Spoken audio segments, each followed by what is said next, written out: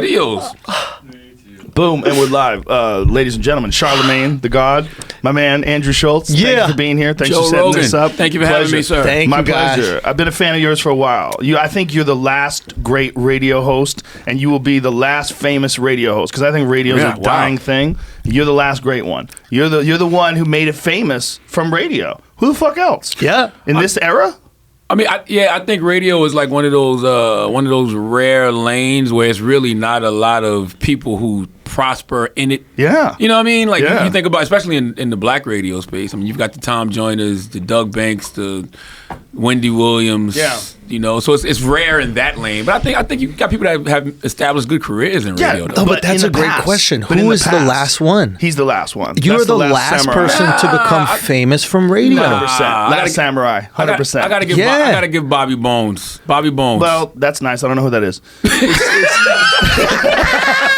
Shots fired! Shots fired! I know who you are. Sorry, Bobby. No disrespect. No disrespect. I'm sure he's great. He's a nationally syndicated radio host, but he's on the country stage. He just won He won Dance with the Stars. Oh, okay. Yeah. Joe's like, I don't give a shit. I only know Bobby B as you talk about him. Really? Yeah. Yeah. He's got 2 New York Times best-selling books. That's one of those things, though. It's like comedians. Like, you used to talk about a comic that everybody loves, and people are like, I never heard of him.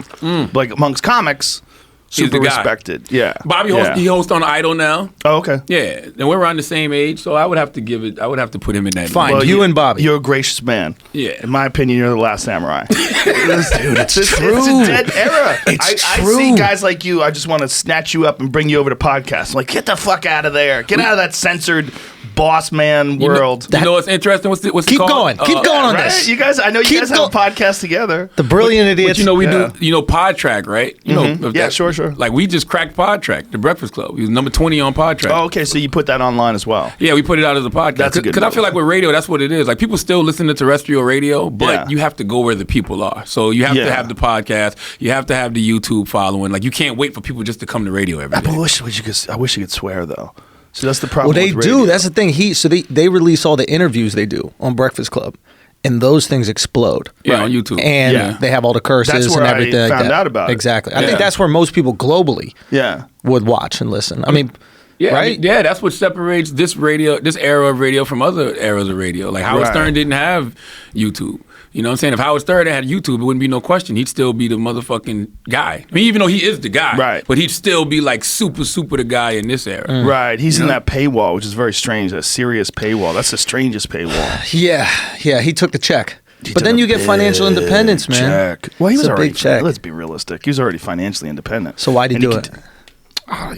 The numbers they're throwing at him. Yeah, that was a different level. It was $300 million, right? Yeah. I think that was just initially. Yeah, that's the difference. I think he makes like $100 million every year or something crazy. So 300 was flat, and then another 100. And then he had so much stock. Years. Like, that's the difference between like your kids being straight and like your great grandkids being straight. Right. Yeah, but stock in Sirius to me is like blockbuster stock. Like, hang on to that. Blockbuster stock meant something at some point until Netflix came the fuck along. Yeah. I remember when Netflix used to have those DVDs that you would get like in front of the fucking supermarket. Yeah, the red box shit. Yeah. And you have to send them back. He was like, I'm not sending this back. No, I was so funny. I was home this weekend. I was in Moncks Corner, South Carolina, and like there was a Black Panther DVD from the library in my mom's house. I'm like, what the fuck? The library? Wait a minute. Black Panther is in the original Black Panthers, or no? Is the movie that just came. I was like, yo, she was true from back in the day. Okay, that's an original Black Panther. I'm like, who got the Black Panther DVD that they checked out from the library and have not bought it back yet? You didn't even bring it back to the library yet. No, you don't have to. Like, what are they really gonna do? Why would you rent the Black Panther from the library? Because you wanted it and it was there and you were at the library. I'm still trying to understand why you call it library. What is it? Library. I don't fucking know. I didn't graduate college. Library. It's like... library. Yeah. It's one of those words, you know? Don't bail him out. It's like, you know what I'm saying? Library. Like especially, you ever talk to people in Texas, they say especially. Yeah. Or but everyone, even like George Bush when he was president would say especially. Yeah. That's a Texas thing. Yeah. Yeah, I think a lot of it has to do with region, because I still say straight, street, strong. Okay. Yeah. I'm from South Carolina. That's how I pronounce it. Straight, street, strong. I get it. Scrumptious. Yeah. I say pacifically. Oh, specifically. Pacifically instead of Right. specifically. Yeah. As long as Pacifically. everybody knows, then it's fun. That's the point. If you understand Yeah. what a person is saying, why correct Yeah. them? Right. It's You're just being a dick. Well, Yeah. it's like dialects. Like my grandparents were from Sicily, and they would talk in dialects, and even people that knew Italian wouldn't know what the fuck they were saying. Yeah. Like just like people that knew pure Italian, it's some weird like pig Latin type shit. Yeah. You know. I mean, my mom's Scottish. Like, if you listen to real Scottish people talk, you don't understand what the fuck they're talking about. Oh, that accent so the way they Thick. roll their words together, Thick. and then they get them drunk. Oof. It's impossible. Where you from, Joe? I was born in New Jersey, and Okay. I grew up mostly in Boston, but really all over the country. Because you got a lot of stubborn sensibilities. Like before we started the podcast, you was talking about all the hunting that you do. I didn't get into that until 2012. Wow. Why? Because I was thinking about being a vegetarian. I was like, I was watching these animal rights videos, Right. these PETA videos, and I was like, I don't want to participate in this factory farming shit. It's fucked up. You watch these pigs slammed into these cages together, and cows and chickens. I was like, this is inhumane. It's Right. it's But insane. then you decided to go out and start killing them yourself? I decided one of two things. Either I was gonna try hunting, and either I was gonna become a vegetarian, or I was gonna become a hunter. And so I became a hunter. I did it. I killed a deer. I ate it. I was like, this is perfect. I love this. Oh, I'm trying to Like, figure this out. makes sense. I'm trying to figure out the thought process. That you That was the watched thought process. videos where you saw that it was inhumane for these animals to be dying. No, Yeah. no, no. And not that made you dying. want to kill them? Factory farming. Factory farming. Not that they're. Look, every animal dies. They Yeah, don't live yeah. forever and become angels. They live in the Yeah. wild. When you hunt, you dip your feet into the wild. You go out there and Yes. you fair chase. You go find them. You track them. You stay downwind. You get in a good position. You kill them. And then you eat them. Right. And it's a different animal. Like Gotcha. when you're eating that. Like if I eat an elk steak, I know that I is killed good. that. It's delicious. Yeah. I know that. I was there. Can I see a picture of It's this wild. elk? I'm still trying to imagine what it is because I understand deer and I understand moose. It's a giant deer. It's that those antlers, Are picture from those the elk. antlers on like an 800-pound animal. How tall is it? It's huge. They're big. Like 6 feet? Oh, taller. Yeah, yeah. Elk and mushroom Big. grave. Well, moose is crazy. I saw the first time I saw a moose. It was like that scene in Jurassic Park where Jeff Goldblum looks out the Jeep and sees Yeah. the dinosaur. I was like, oh, you can't believe how big a moose is. Yeah, I don't think I've ever seen a moose in person. I've They're seen elk double in an person. elk. They're double the size of an elk. Yeah, we need to go hunting, man. You want to go I'm hunting? being I dead would love serious to about take this. you hunting. Camping and hunting, or it's one or the other? Well, you could do both. Okay. Or you would run do. Well, you could camp, or you could hunt rather, and then stay in a nice lodge. That's the move. yeah, but Like a also fucking I human. kind of want to do like the full outdoor. yeah, because sometimes I watch those shows on like Nat Geo or something like that, Mm-hmm. and they're just living off the land, and they got to like make a hut or it's make the like a best. yurt. You know, Yeah. they make it out of snow. Yeah, don't do that. Don't do that. No. But what for like 2 days? Like a cool. What you want is like a real tent with a real sleeping bag, so Yeah. you stay warm and you're healthy and you're not worried about fucking freezing to death or anything weird like that. Yeah. And make sure you have water filters so you could drink out of a stream. If you really want to do that, Yeah. it's a big. I'm I wanna surprised. try Hunting- it. You should try hunting in New York. Like nobody's ever done that. Like You go can- out, hunt the rats. I'm serious. Think about all them big ass rats in New York. Like nobody's ever done that. I'm not gonna lie. You'll probably get a lot of attention for Bro, that shit. back in the day, you could go to 125th Street in like Spanish Harlem, Yeah. and you could buy pigeons. People were like catching pigeons, and they were selling them and trying to front like they were exotic pigeons. Bullshit. I swear to God, in my Well, you know, life. pigeons were brought over here for food. That's what squab is. What the fuck is squab? Squab is like a bougie restaurant item, and it's actually young pigeons. Really? Yeah, that's what squab is. Yeah. I didn't know that. All pigeons you see in the United States are all brought in from somewhere else for food, and then they released to become feral. They're like the wild hogs of the bird world. What are young rats called that are used for food? That's a good question. Who uses young rats for food? I don't know, idea. but there's a Oh, is comic. that Rats documentary? No, this is What this is just the dogs that hunt rats in New York. Oh yeah, I saw yeah. the little Rat thing. I don't terriers. believe that shit. What do you mean you don't believe it? That they're really guys sending their dogs out to go get rats. in Oh, the they city. are. Oh, But they for do what? that. There's so many Because they're rats. assholes. Yeah, I guess. I mean, they're not going to fix it. There's no way to fix it. But like Jack Russell Terriers, they fuck rats up. They're designed to fuck rats up. But there's got to be people who live up north in New York who have the same desire to hunt. They just Well, they don't just- go down south. So why They not go hunt deer. the rats?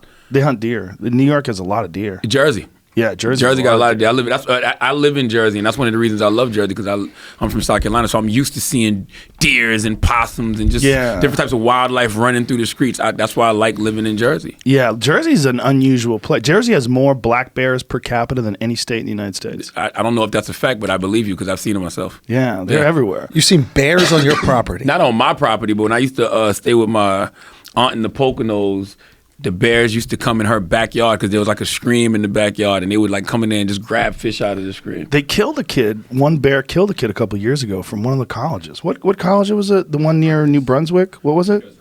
Rutgers. And you never seen the video in Jersey of the walking bear, the bear that would walk on 2 feet through people's backyard? Yeah, it had a bad front paw. Never saw that? No. Hell yeah. That shit happens. There it is. Look at it. Look at the video. The bear walking around. Oh yeah. Look at that. See, Bigfoot. Yeah, you know who believes in Bigfoot? Yeah. You have a believer in the studio right now. Who believes in Bigfoot? Do you really?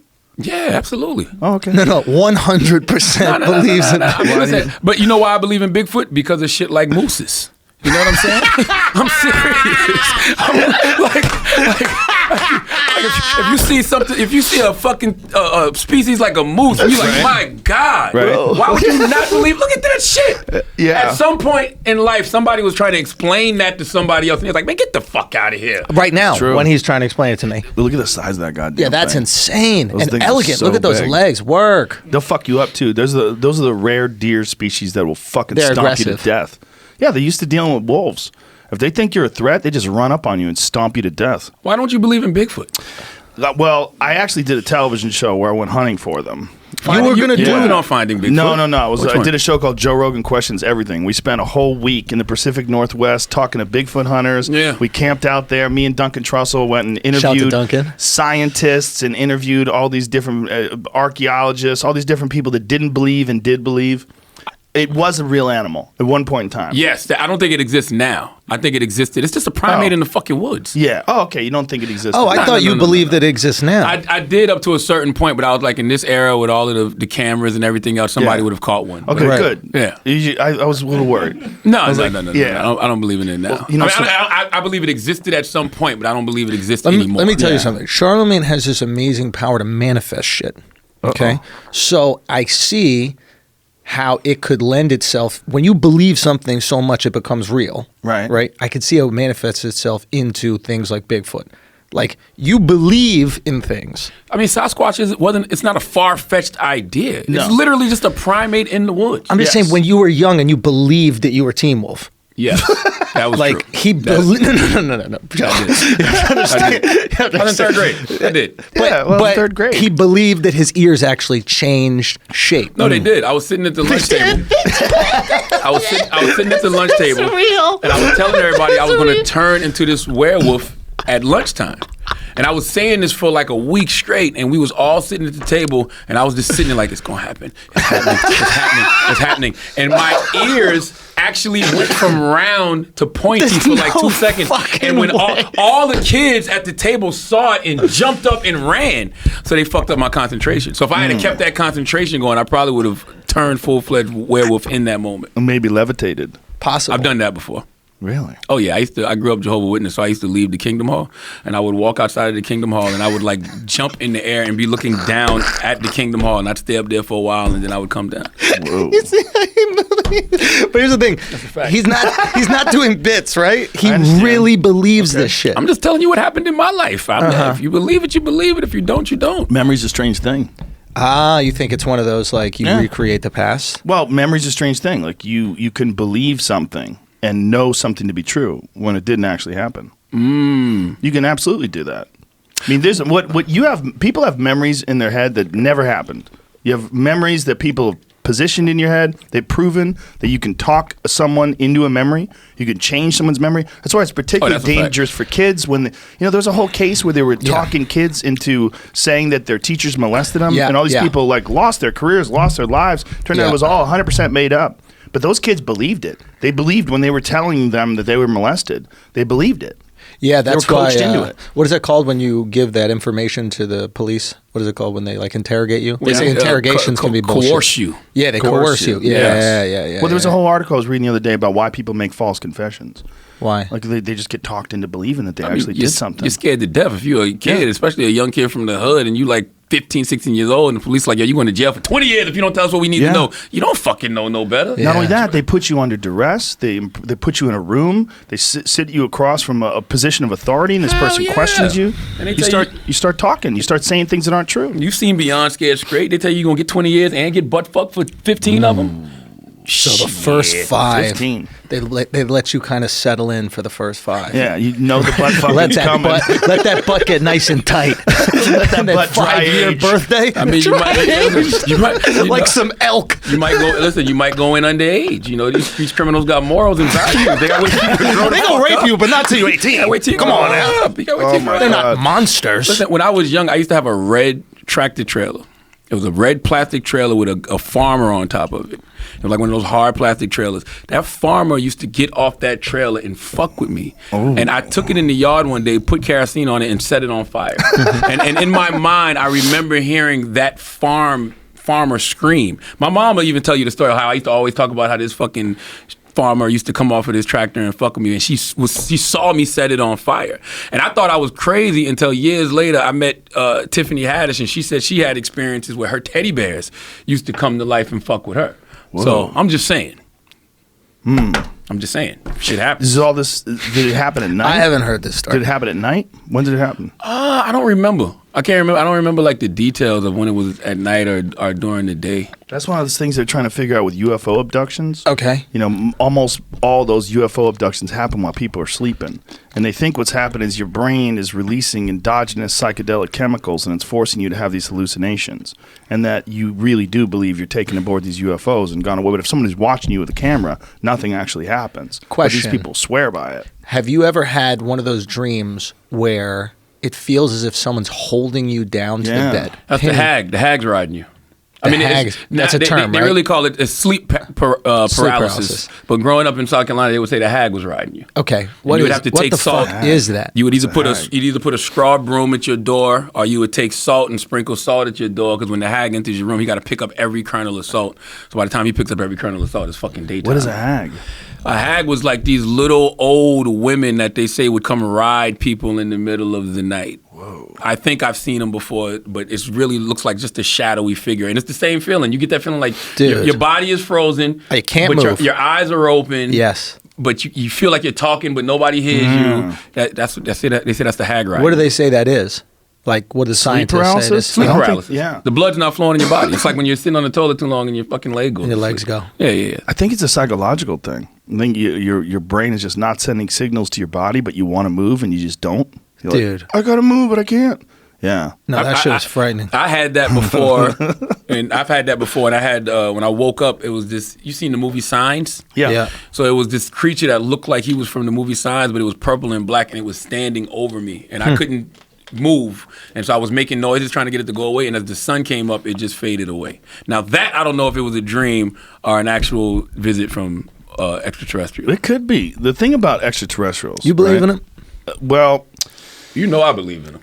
You believe in everything. The reality is, you believe in toys that can harass you as a child. There's no evidence, but the numbers of humans, I mean the numbers of planets rather, that could support humans, they're pretty, just what we've documented so far is pretty interesting. Just what they know about the thousands of planets they discovered, there's hundreds that could possibly support human life. And then there's hundreds of billions of galaxies. So the idea that we're the only one. Not only that, Neil deGrasse Tyson explained this to me, because this is a mind fucking and a half, that the universe is so big that not only is there another you out there that has done everything exactly as you've done, to every pause, like that pause, every pause, down to the second, an infinite number of times. You're talking about, is it called the infinite, in an infinite universes, there's this exact conversation happening with people look exactly like that, because infinity implies that there could be a million. Infinite variations. There's one where you get up right now and you have to take a piss. And you run out of the room. Or Charlamagne's there, you're here, I'm there. There's one where you get up and you're mad that we don't believe you that you saw Bigfoot or something. You know, that kind of shit. Yeah. The idea that when you think of infinity, right? We think about it as being really big. It's not. It's impossible to put in your head. Yeah. The infinite universes, like the size of the universe, 14 billion light years apart, infinite numbers of those. Not only that, they think that inside every galaxy is a supermassive black hole, and inside that black hole may be another universe with hundreds of billions of galaxies, with hundreds of billions of black holes. Inside each one of those, hundreds of billions of galaxies, hundreds of billions of black holes, that it's fractal and that it's impossible for you to even conceive. Yeah, I think it's very So selfish. you're saying just based on the numbers, there has to be something else. It has to be. Now the question is arrogant there? You got to be to think that we're the only life in this. I fucking don't think we're universe. the only life in the universe. I'm just saying, like, Whether or not it's reached us. Well, yeah, I don't think it's reached us. And if it has reached us, it's like they have to find a way to bend time, right? Not really. Time is the biggest issue, No, right? I'm gonna tell you what the problem. Like we're Earthlings, right? Yeah. And if you look at how diverse the Earth is, like there's different species of shit in the woods, different Right. species of shit in the water, different species of shit in the jungle, different species of shit in the sky. Why wouldn't the Earth be? I mean, the universe be just as diverse? Yeah. And Sure it is. we're assuming. Sure it is. We're assuming we're the smartest life form in the universe. No. I'm not at all. And sure it is. All I'm saying is life has an end, right? What is the oldest species on the earth right now? Would turtles live to like 200 or some shit like that? Who lives Morgan the longest? Freeman is the oldest species on the goddamn Earth. So let's say it's 200, 300 years, right? Let's say that's the max. Now we have 300 years to travel millions of light years away to get to another galaxy, to see other planets, to see if they have some shit. And they have the same for us. So let's say there is another species that somehow found a way to take the consciousness that they have and put it in a robot that can then last for thousands of years. Then they would have the opportunity to come here. But we're limited by time, right? You will die before you get somewhere. Like, Listen, we can go to Mars, we can't come back. I think we're basing that off our intelligence. There might be a species in this universe that can fly to Earth the way we fly to LA. But that's what I'm saying. They would have Probably to bend even using time. that. Not necessarily. What they could do is fold time. Or fold it, whatever. Yeah. You know what I mean? Create that wormhole effect where you're going, where instead of it's not linear, it's whatever. The I idea don't know, is it's in some take movie. time, like it was in Event Horizon. They talked about how they did that. Remember that movie? Yeah, and there was another one too with Matthew McConaughey. Interstellar. Oh, yeah.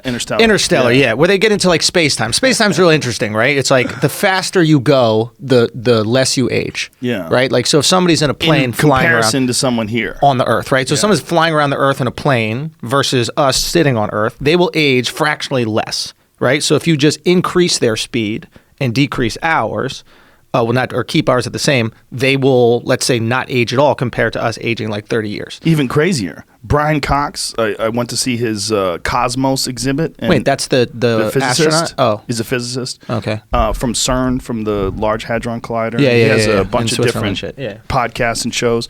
He said that if you were born and right next to you, like your mother and you, both put on a watch at the moment you were born, and then you check that watch 30 years later. If you have a perfect watch, it was never out of time, your watch would have a different time than her watch because you have gone through time differently than she has. Fractionally. I don't understand. Yeah, fractionally.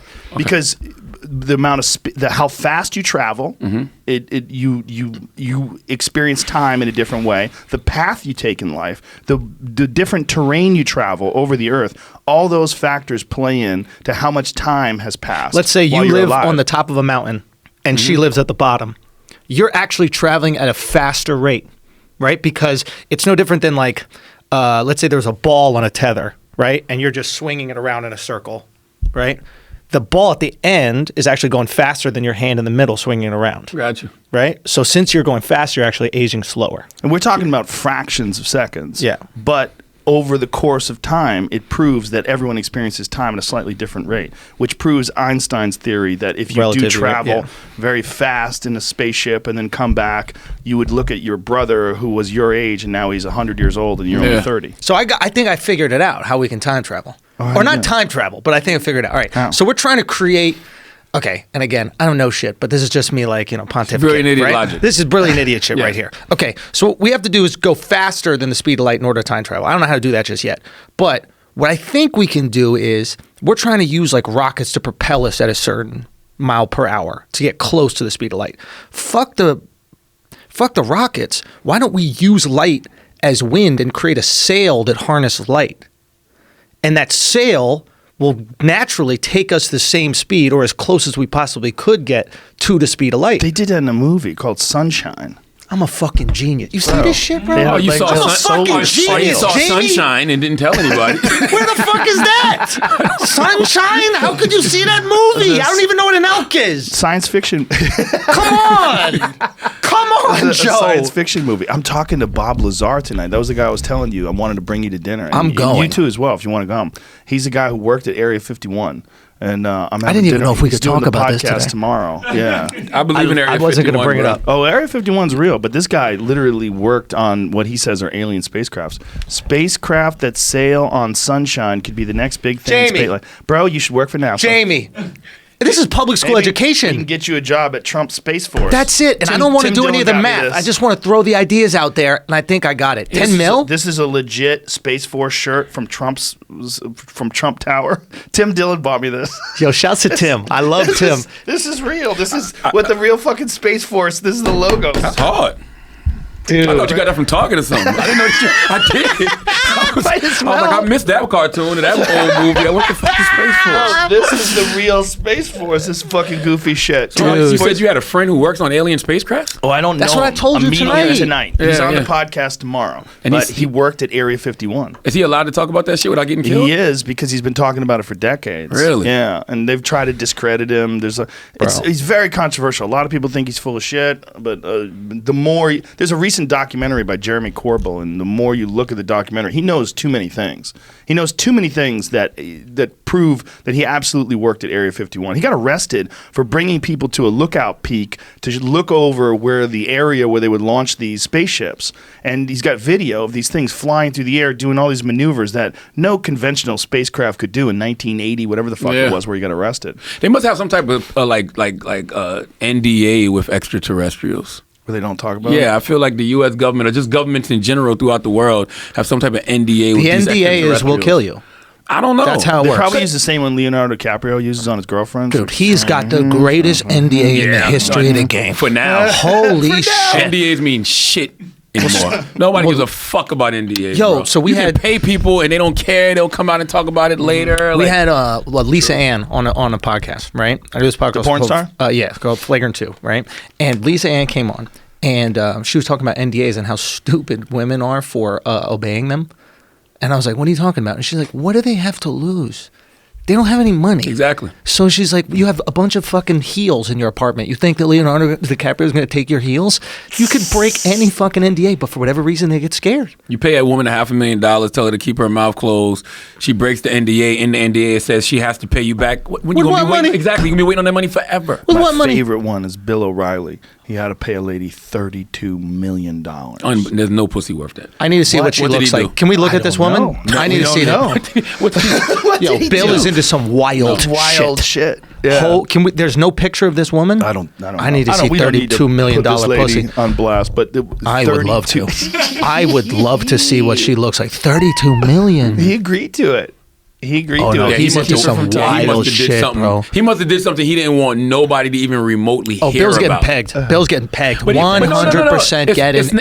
It's not even about what actually happened. It's about what the person said they did to you that can ruin your reputation. She's got Especially pics. in 2019. She's got Yes. pics. She's got pics. She's got video. Something's got going in it. Bill's DNA. ass, guaranteed. DNA. Yeah, She's got DNA. his shit under her thumbnail. I Whoa. guarantee. And then a guy like Bill has to keep a certain, like, I guess, standard about himself, right? You have to look at him a certain way in order to listen to what he's saying, right? Yes. In order Yeah. to take his information, correctly, I guess. Yes. so to Seriously, speak. yeah. 'cause- Seriously. Yeah. Yes. So he could lose all of that equity in his audience if He he's out there did. doing wild shit. He did. He actually didn't did. help him. He's gone anyway. Yeah. Is it over for Bill? Well, he's not on Fox News anymore. He's podcasting. He was now, the right? number one guy, and they were like, not worth it. Yeah, man. That's why you got it. Oh, they got Bill the fuck out of here. Y'all be talking about cancel culture. Yeah. Bill really got canceled Yeah. for real. Game real. over. In a Yeah. big way. Yeah. And I think he does do some type of broadcasting now, but nobody cares. Well, he let out a book, and the book was number one New York Times bestseller. He After does these- Fox? Yeah, he does Okay. these history books. Yes. I I don't even think he writes them. I think he just puts his name on it. I wonder about a guy like Bill, though. Because think about it. Like, you started your own platform. You know what I'm saying? And people really care about your voice. Did people ever really care about Bill's voice? That's the thing, right? I feel like white people did. No, but check it, right? So it's like sometimes you become a mouthpiece for a network or for an ideology they believe in. And this is the difference. This is how you find out if people really fuck with you. The second you leave that network, it's like when people leave ESPN and you never hear about them again. Right. It's like, oh, you thought you were bigger than ESPN? Right. You thought you were bigger than the sports? Right. Fuck out of here. They just want you to say strike, Right. ball. That's it. Yeah. So I think we learned that Bill really didn't have all that cachet that we thought we had. That's why, like, the ESPN is a good analogy. That's why you got to give people like Skip Bayless props. Yes. You got to give Jamel Hill props. 'Cause they can go other places and people still care about what they have to say, even if it's just in tweets. Right. I don't even know what Bill O'Reilly's Twitter handle is. I imagine it's something around like Bill O'Reilly. I'm sure it is, but you don't ever see him. He's never known for like, oh, Bill O'Reilly said this on social media. When the last time you heard Bill O'Reilly say something? He might not even be on. That made some news. Yeah, he might not even be on. It's tough, bro. Yeah, he's podcasting from his like apartment or something like that. Dude, there's no background, nothing. Really? Yeah, it's bad. He's not even wearing like suits. He's got like a NASA rugby shirt. Dude, it's Bill Rogan, bro. Dude, bro, we gotta look him up. We gotta see the girl he fucked and him and see how they're living right now. I think guys like that, they say, we'll just lay low for a couple years and then someone will scoop you up again. Nah. But there's only one Fox, and when Fox lets you go, if you're one of those guys, those neocon guys, like you don't really have any place else to go. And he's too old to really understand the landscape of like how to navigate this new internet space. Because you got plenty of conservative voices who don't have those big platforms, like the Candace Owens, the Tommy Lawrence. Ben Shapiro's not on. He's not on TV. Is he? Look at him. Wow, no makeup. He really. Bro, look at the undershirt.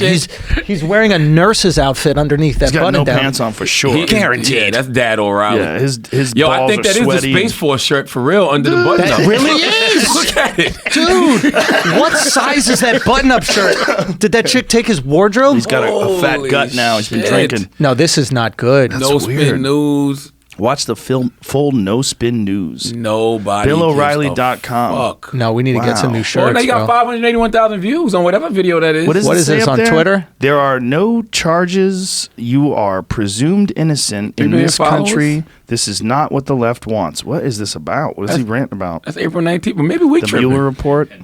Scroll down. Maybe. How many people were watching that? How many people have him on Twitter? How many followers? 3 million followers he has, Whoa. and that video had 581,000 views. Can you look at him right there in that video, right? Now go down. Now scroll down.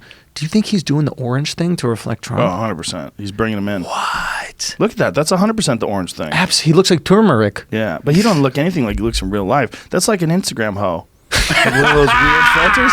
Like, look at him there. Look at him there. Fashion Nova Bill. Look at him there. Now look at him there. Come on, bro. If you met him in a restaurant, you'd be like, wait a minute. You got to update your picture, son. That's probably why you had to pay that woman $32 million. She's fucking disappointed. Yo, go down. It keeps getting more orange. Go down. Oh, that's hilarious. Yo, maybe we tripping. Maybe people are watching Bill They're definitely O'Reilly. watching it. He's got 500,000 views. Yeah. They're definitely watching it. But now he's in the vacuum. But it's those crazy old white people that live in Kansas. Yeah, but It's they like don't the have people Twitter. Hey, man, a win is a win. Yeah. You know what I'm saying? If you got 580,000 people that can watch you when you put up a video and you can still get paid for it, I'm cool with that. That's true. You know what I'm saying? I think we put too much emphasis on like whatever mainstream is. There's no such thing as mainstream because there's not just one stream anymore. Right. Dude, now it's over. That's why, and shouts to Brendan Schaub, that's why we wanted you guys to connect.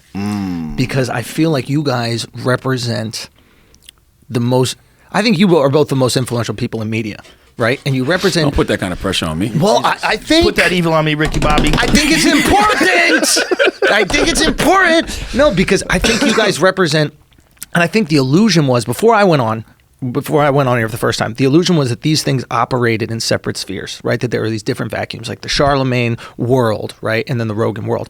And then I went on and I found all these people that knew me from our podcast that also listened to yours, right? So it turned out in that moment, I was like, oh shit, it's not as fractured as people think. Nah, because everybody's aware. Yeah, people have always been hitting me for years, like, yo, you got to go on Joe Rogan, you got to go on Joe Rogan, you got to go on Joe Rogan. So it's clearly that the worlds collide. It's all interconnected. Especially this internet wave that we're on right now. The internet wave, people are craving this type of information. They're craving the type of interviews you guys are doing and talking to the people you guys are talking to, right? And I don't know, for me, this is really cool just to see this. Well, people like the fact that everybody could do everybody's show. It's not like Jimmy Kimmel never does like the Seth Meyers show. Thank you know God. what I'm saying? It's like, but you know what I mean? It's like everything is not, that world is very disconnected. Yeah. Whereas this world, the internet world is like for the comics and podcasts, like there's no competition. Everybody helps everybody. Everybody supports everybody. No, you help everybody. I mean, that's one thing I've always noticed about your platform. Like, you've always brought on up-and-coming comedians who just needed that extra push for people to know who the fuck they are. You know what I'm saying? That's important. Like, I saw you had Miss Pat on yesterday. I love her. Shout out to Miss Pat. How can you not love Miss Pat? Shout out to Miss Pat, bro. Crying. Genuinely funny. Miss Pat is a force of nature. Yeah, force and her of nature. story is insane. Like, you can only take a story that sad and that tragic and turn it into a sitcom. She was talking yesterday. About her ex-husband who shot her in the titty. In the titty. Shot her in the head, shot her in the titty, shot her in the back of the head, shot her in the titty, got her pregnant, was fucking her when she was 12, got her pregnant when she was 14, with 2 kids by the time she was 16. She had an abortion when she was 16 with his 3rd kid. She called him up to try to get him to apologize to her. He wouldn't apologize to her, so she forgave him, and she said it released like this huge weight off of her shoulder. She was talking about it. Like, you can't believe her story. I'm not with that shit either. She's laughing about it. Of course not. Yeah, I'm not. That whole forgiveness thing. We talk about that all the time. I'm not with that whole, like, I forgive you and it makes me feel better. I'm fine not fucking with you. I'm fine saying fuck this guy, fuck this person. Like, I don't care. Like, why do I have to forgive you? When I saw, the Emmanuel movie just came out. The shooting that happened in Charleston, South Carolina. And, like, all of the family members forgave Dylan Roof. And I'm like, there's one dude in there that's like, fuck him, he killed my mama. I'm not forgiving him.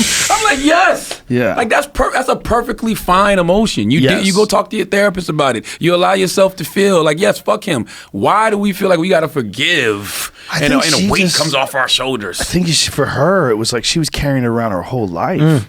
I think for her, it just helped her. And she knew he was a piece of shit. When she was talking to him, she said to him, like, you were fucking me when I was 12 years old. And he literally said this to her, your mind, your body wasn't 12. That's what he said to her. And she was just like, so she decided after that, like, I'm not going to invest my energy in this. I'm going to let it go. Yeah. Let it go. So she just doesn't fuck with him, doesn't talk with him. But she doesn't carry around the hate. It was poisoning her. Yeah, I get it, and I understand the power of forgiveness. There's a reason why it exists, right? There's a reason why it's still here for thousands of years. This idea of, hey, let's forgive so that we could feel better, right? I think usually things get weeded out if they don't work.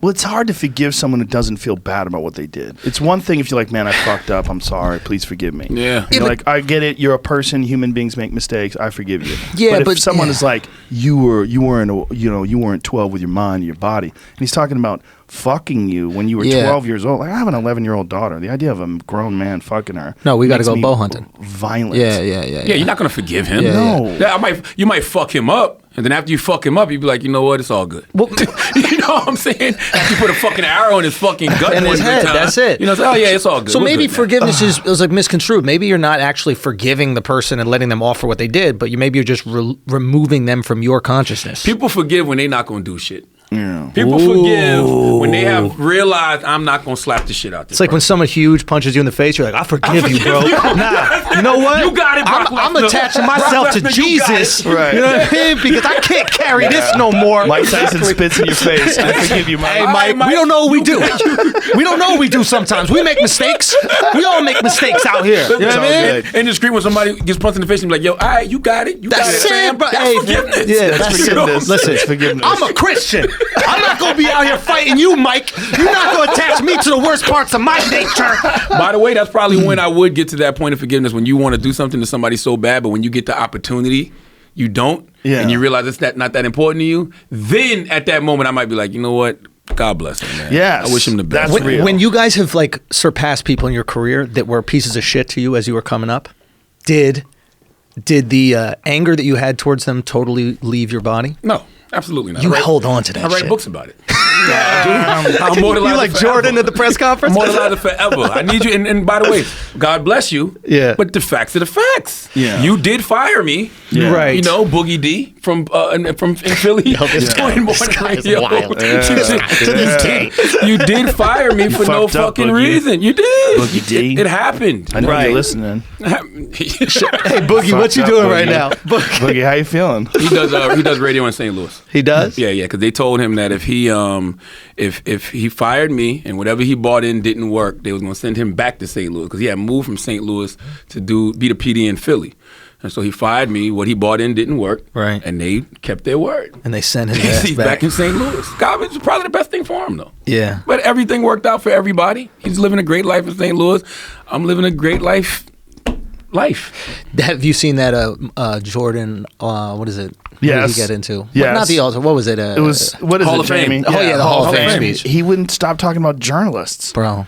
He remembered every single Everything. thing. And that was he's Bernard Hopkins. Remember Bernard Hopkins, the fighter? He needed to be the villain. He needed to be the Yeah. heel for the motivation. Y'all don't use that? Y'all don't have people that shitting on y'all and like, you know. When like, I surpass them, you it goes kept away. growing? And not for me. When I surpass him, it No. goes away. It's weird. It's like bullying. I'm not saying it goes away, but I have to remind you.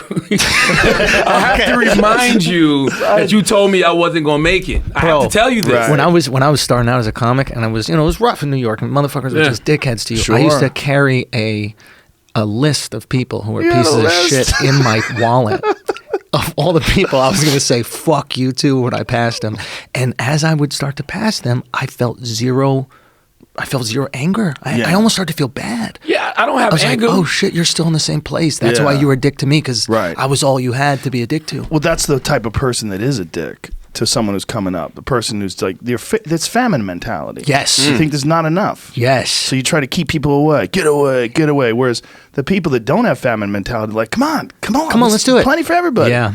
There's Yeah, plenty for everybody. I don't have anger. Like I've been fired 4 times from radio. You know what I'm saying? So I'm not angry at the people that fired me, but the people who told me things like there was a guy named DJ Kaz in Charleston, South Carolina, who told me my first time I got fired, he told me I would never work in radio again because I was an asshole. Yeah. And then Boogie D told me this is why you'll never make it in radio. So those 2 individuals just need to be reminded. That's all.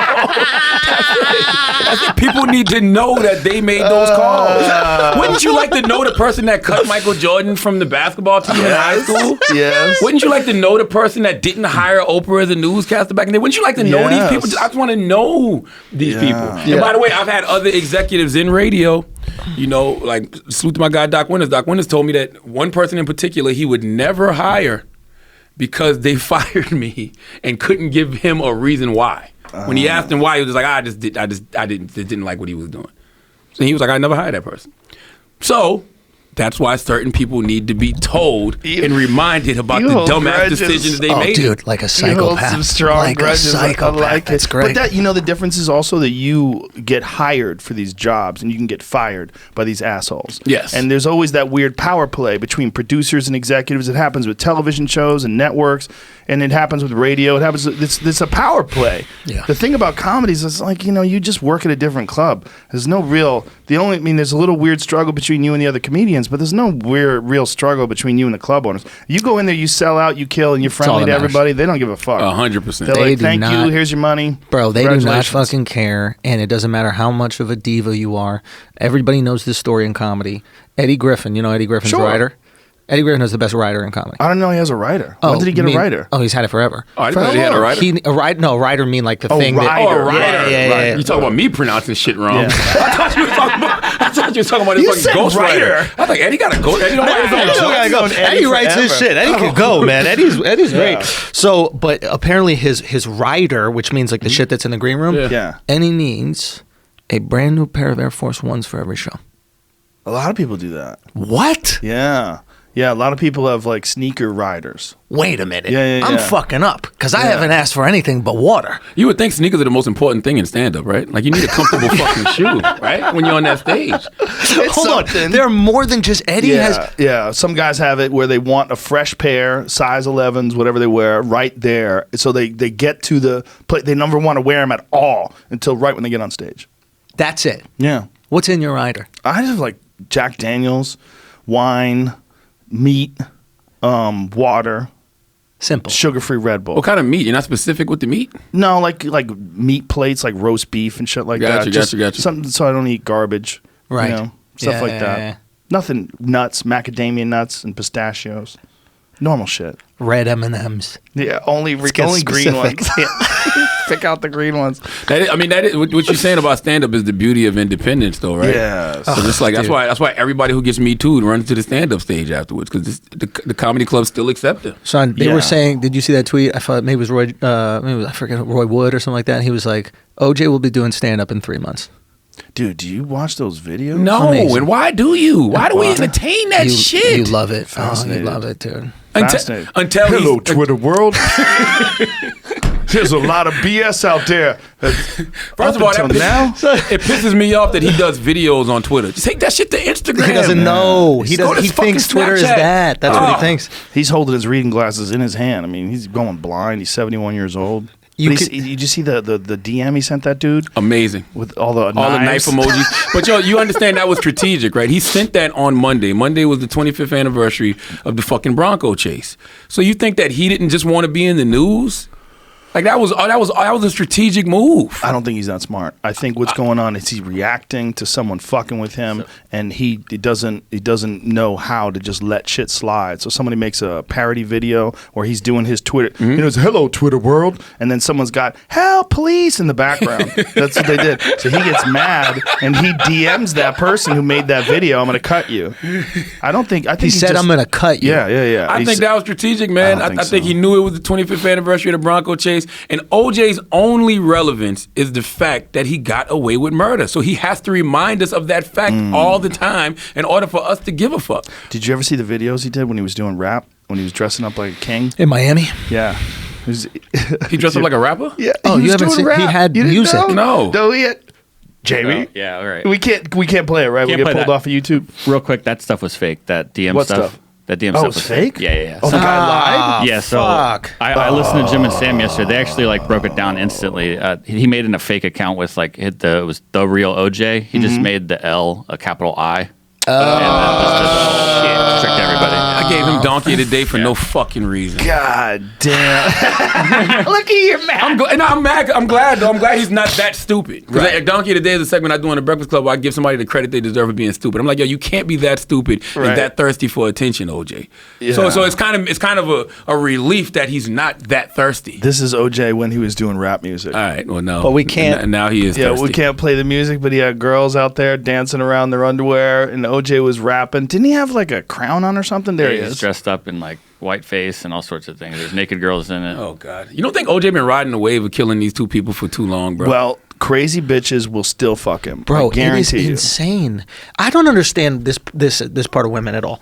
Like the women that like meet people in jail and then they'll like get married to them in jail. Oh, yeah. Like what is this about? It's thinking about that jail dick when they come home.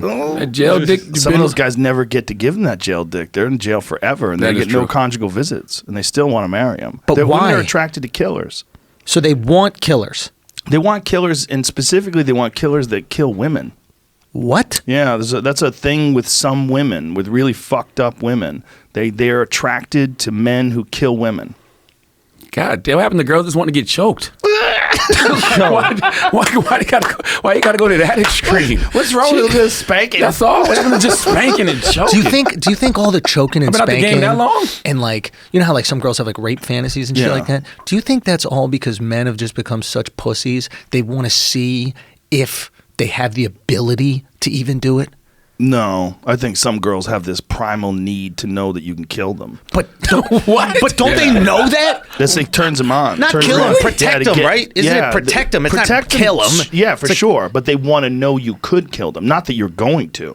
Kill them or kill someone else trying to get them. That hand on your neck where they're choking you, they want to be like close to the door of you doing something violent to them while you're fucking them, so it feels good while you got control over their life. You really have like you're holding their neck. Jesus you got control over their life. So why do we look at your face, dude? But like, you know all these dudes that like jerk off with like a belt on their neck and shit like that. We call them weirdos. That's just women. Yeah, but that's different. That's autoerotic asphyxiation. Well, what is choking a bitch? That's what choking is too, though. It is, but I think the choking is you're doing it. A man is doing it to you. It's not just that you're running out of oxygen because someone's squeezing the blood out of your brain, right? But it's also that someone's doing it to you while they're fucking. Do you guys go for the whole choke? Because what I do is I like put my hand there and then I kind of just tense my forearm, but I don't really squeeze the fingers because I want. Because it's weird to really choke play like that. She won't let me do that. She wants the whole choke? No, she doesn't like that. Oh, she doesn't like that. Yeah. Because she knows you could do it. Well, it's not just that. It's like she sees you choke people out regularly. Yeah. She knows you're capable. But the kind of girl that wants you to choke her like that, I think you should leave that one alone. Dude. My wife likes a little choking, but I mean, as we've gotten older, all of that stuff has kind of like subsided, but she used to like a lot of choking when we, we've been together 22 years, though. Yeah, you want to play it. To be honest with you, I don't know if she liked it or not. She's like... But I do it! Yeah. It's not for us. It's for you. It's happening to you. Some girls love it, man. They do. Some girls love it. But I think it's really because they see men as pathetic now. They see men as babies, and the more pathetic and like cucked up a guy is, they're like, okay, choke me, slap me around. Show me that you have some testosterone. Show me you have some sort of strength. You got to go give OJ some pussy, though. My That's God. True. That's Jesus true. That's Christ. You think they're asking OJ to choke him? Richard Ramirez used to have girls visiting him. Manson that was married when he died. Yeah, but Manson had charm. He must have had something. No. He must have had something. All of those guys had fame. Fame has always been an attraction to people. But he wasn't famous in the beginning when he was getting people to do all that wild shit. He was pimping. Manson, right? Well, he wasn't famous, but he was a cult leader. So he was the leader of a small group. So he was infamous amongst that group of people. Yeah, but you got to at least turn a couple people to turn it into a cult. Like eventually it becomes part of it. But when you look at social media, you realize that ain't really shit, right? It ain't really shit to have a following. You know what I'm saying? 500 followers on social media is pathetic, right? But 500 in real life, you're the man. You Jim Jones. He's like, wow. Especially in 67. Yeah, man. You get 10 people to kill themselves in 67? Oh, my God. Yeah. Man, some people can't get 10 people to a comedy show. That's what I'm saying. That's a different kind of captive audience. Yeah, you would have and know, like, you got to fax them. Like, there's no organization. Everything has to happen in real life. Yeah, what was that speech like? What was the speech when he made everybody drink the Kool-Aid? Bro, let me tell you something. He had to have some balls, I don't think they knew. That must have been. Did they know they were drinking that? It wasn't even Kool-Aid. You know, Kool-Aid took a bad rap. It was some like cheap Costco brand. Which Kool-Aid existed even back then? I think Kool-Aid existed. So they went with the generic to kill him? He didn't even splurge? Kool-Aid. It's like they didn't have enough money for all Kool-Aid. They just gave people some. Hey, whatever the fuck they drink, they serving it in the Dominican Republic at resorts right now. Back then, all right? Whatever. Yeah, what's a cocktail in sandals? What the fuck is happening in the Dominican Republic? Wait, what happened? All these people are dying. Well, they should try to get at Big Papi. No, man. People are dying at resorts. That was an assassination attempt. Hold on. People are dying at these resorts. They're listening to all these Americans that are being poisoned. One lady got beaten to death and raped. She didn't get beaten to death, but like beaten half to death. She survived, but like her whole head was just big, swollen mass of blood and injuries. Yeah, every day. Some guy worked at this resort. She saw him wearing. At least he was wearing an outfit. Clubbed her over the head and did all kinds of crazy shit to her and left her for dead. I read a story today. It was a group of high school kids who went to the DR of celebrating graduation or whatever. All of them ended up in the hospital. And nobody knows why this shit is happening. 9 people have died at these resorts and nobody knows why. And a lot of them are dying from pulmonary edema and heart failure. What is that? It's like some blood issue and they're drinking things from the mini bar from the and mini fucking bar. croaking. Yes.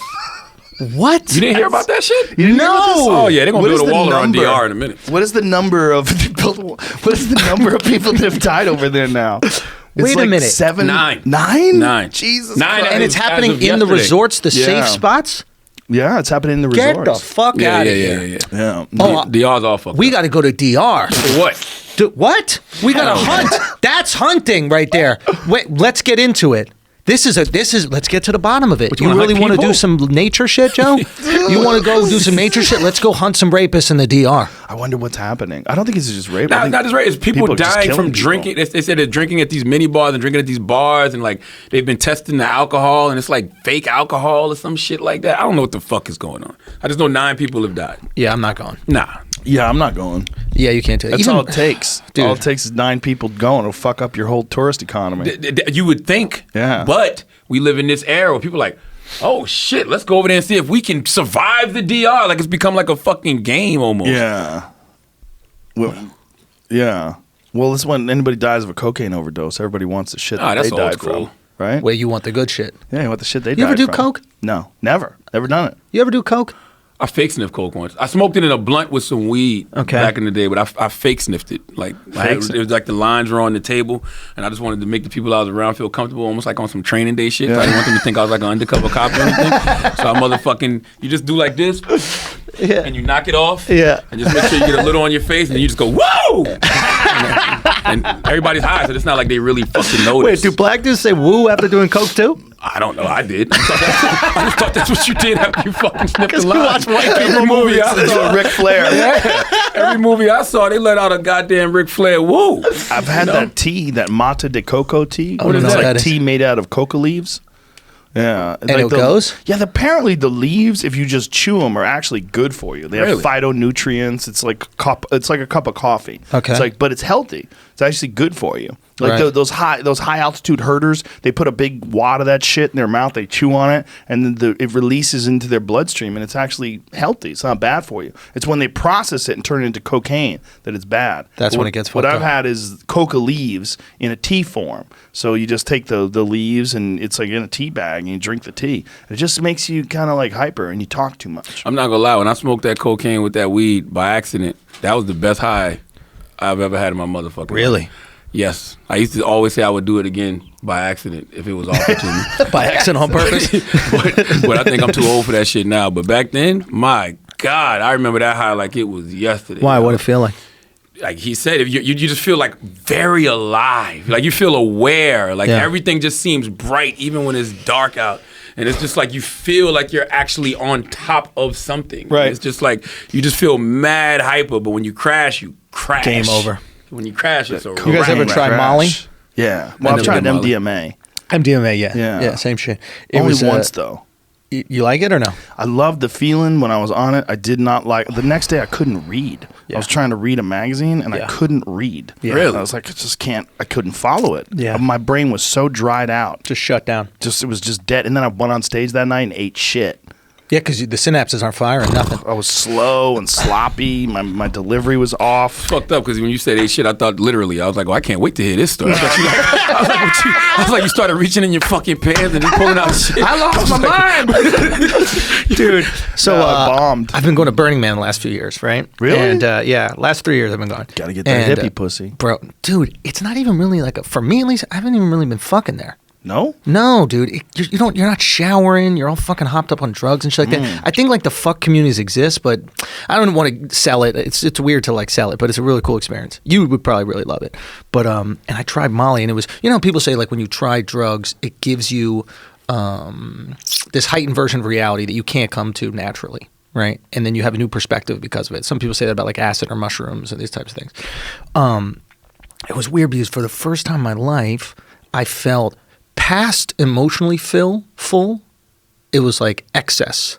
Does that make sense? You know when you kill on stage and you walk off and you just want to like help people? Yeah. Because you filled up the void and then you have a little extra, right? Yeah. So Molly put me there and I was like, oh, this is how people who feel no void operate. Like I was just calling my parents. I was calling my best friends and telling them I love them and I'm gonna take care of your kids if anything happens. Like what the fuck, bro? Yeah. Maybe it just gave you the courage to do things you want to do, but for whatever reason you choose not to. Right, because before I'm busy trying to fill the void, right? Be it through laughs or through content, whatever we're doing. And here I had the excess, and it was an interesting experience to make me go, okay, I can probably hit this maybe without the drug. I can do things in my life, exercise or gratitude, 100%. Yeah, that's the ultimate. 100%. When Dr. Wayne W. Dyer said that you won't find your true purpose. Your true purpose in life is service to others, right? So I think most people that are public servants and like give their lives to other people, like I think that's the ultimate high. But it's so crazy. It's like you don't get to notice that until you're there. Like it's so easy to tell people, hey, you should be grateful, and then you'll feel better. Right. But if they're not able to feel the sensation of gratitude, you're explaining to them, you're explaining Chinese to someone who doesn't even know what the fuck the language is. Yeah, I right? mean, it's like we're all in this like unique situation where we've probably experienced that, and we probably tried to find ways to give back, etc. And then we felt really good because of it. We're like, I should keep doing this. This is a really good feeling. It's the ultimate high. But imagine someone who's like barely surviving. They don't. Yeah, Yeah, but they still have something to give. They just don't realize it. Like you might have $10 in your bank account, but guess what? It's a homeless person on the street that has zero. Right. You give him $1, you might feel great, and then he takes that $1 and he's so appreciative. Like, thank you. Like whoa. that'll make you immediately feel better. Yeah, really, just helping people without any, you have no ulterior motive. Word. It's a great feeling. Word. It's addictive. I thought about that with karma, right? Like we always look at karma and we think that karma is what you put out is what you're supposed to get back. No, karma is just an action, and you're supposed to do those things just because it's the right thing to do. Yeah. Period. Like I think also karma involves you feeling the way you feel about yourself. Yes. Because when you do shitty things, you have a bad self-image. Absolutely. You live in your karma. That's what people don't get. It's not like, here's $1 for a homeless guy. 5 minutes later, I should get $10. It's not an investment karma, right? No. It's No. I feel better when I'm acting right. Yeah. Like, That's it. It's simple as that. You can't run from yourself. You Like cannot. you go to sleep every night. You look in the mirror. Like when you jack off, you know what you're thinking about when you jack off. Like you know you. Yep. And I think a lot of people don't understand that concept. Like once you I can't do people dirty. Because I know I did somebody dirty. I can't do something foul. you carry that. Because I know I did something foul. Right. You know, and even when somebody does something foul to me, I got to go through my files in my mind. Like, Dude. did I do something fucked up to this person? Did I do something to cause them to react this way? No, I didn't. That's their problem. And that's the competitive advantage of sociopaths, is they don't carry the negative karma. Sure. Right? They have the interaction. We, the three of us, would walk around afterwards like, man, I shouldn't have fucking done that. What the fuck was wrong with me? I feel like a piece of shit. They just go, all right, that happened. I don't believe that. No, that's why they're effective in business. That's why they're effective in politics. That's why you see these personality types succeed with the ability to just destroy thousands of lives. I get what you're saying, but I think eventually it catches up to all of them. I don't think it does I think emotionally. they're just suppressing shit so much, but eventually I think that shit just explodes in them and causes them to go crazy if they don't fucking get killed first. There are people though that don't experience any emotions the way we experience. No them. empathy. Yeah, they're broken. There's something wrong with the synapses. Yeah. I was like that for a long time. Yeah. Yeah. When I started going to therapy is when I started like piecing things together. But I made myself cold just because of how to protect yourself. Yeah, and how I felt like the world and the business was treating me at a certain point. Yeah. I was purposely making myself cold, and I thought that was the way that I had to be. You fuck around and read books like the 48 Laws of Power when you're young, and you study all of these people who got to a certain point and they all had like this coldness about them, like this ruthlessness, like I'll step on anybody to get to where I need to be. But then you realize these motherfuckers are miserable. That's the thing. You know what I'm saying? Dude, so you were on the island, right? Lanai. Yeah. Right? And were you hanging out with any of the island folks at all? Yeah. So there's this comic named Lil Duval. I really think he's one of the people who understands life better than anybody on this planet. My guy. And good brother. He's a good buddy of ours. He's fucking and brilliant. And he says he the goes... same dude for the Smile Bitch song? There you go. Okay. Joe, Smile Bitch. Joe, when I'm Love telling that you... song. Stylebender comes out to that song. Yo, shouts to Izzy, man. We were on this podcast last time. We were talking about how Izzy was going to do it, man. Yeah. But he's one of these guys, I promise you, his understanding of life is unparalleled. Unparalleled to anybody I've ever studied. And you see a song like Smile Bitch, and we see it maybe on surface value, but everything he does has a purpose, and he's aware of the purpose. Right? He's aware of the energy he puts out in the ecosystem and how it affects the ecosystem. And he was telling me how he likes to go to the islands. I visited him in Bahamas. And he likes to be in the Bahamas. And I was like, why? Why do you like to be here? He goes, because people understand what life is here. I go, what are you talking about? He goes, they don't get caught up in the bullshit that we get caught up in the States, right? And like in the States, everybody here thinks they're going to be a millionaire. Everybody does. We have a lottery, a reality show, some viral video. And you go to the island and they understand that they're going to live and die there. And then they start to realize, hey, I got to just maximize happiness in life. Try to get some chicken tenders on the island when we were in Bahamas. It takes 50 minutes, an hour for fucking 5 chicken tenders. I'm like, why the fuck is it taking so long? And he looks at me, he goes, why should they hurry? Yeah, his philosophy What's the purpose? It's real Buddhist-like. A lot of it is a lot. He doesn't know that, but his philosophy is like he's aware real of it. Buddhist. He don't even know who. You call him right now and say who's Buddhist. He be like, I didn't go to school no Buddha. Who is Buddha? he doesn't know anything about it. But he knows instinctively. How to live no formal education, comes from nothing. And the way that he's found a way to understand humanity, it's his competitive advantage in the industry he's in. He just truly understands humanity. It's fascinating. We've complicated this shit. Dude, we have. Like capitalism has complicated things. The cultures that we strive to be a part of have complicated things. The truth to the matter is life is about treating people good, being a public servant, and dying.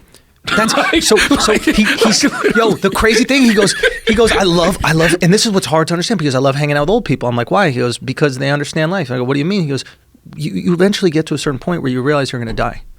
And all these things that you want to accomplish, that you thought you had to accomplish, and all this shit that you thought you had to get done in order to value yourself, is meaningless. It was just distraction until we get there. Yeah, that's the concept. Because you know, I believe it's hard to swallow, dude, because you have to let go of ego, right? You have to go. You have to go. Okay, I'm okay as I am. And I'm okay having a good conversation with somebody, or a good interaction today, or just fucking sitting on the beach and looking at the stars, right? These are cool things. That's just as valuable as having a YouTube clip hit 1 million or something like that. These things aren't any different in the grand scope of things, right? Yeah, I believe in the law of attraction, right? Your thoughts become things. So that's why it's hard for me to grasp the concept of, okay, one day you're going to die.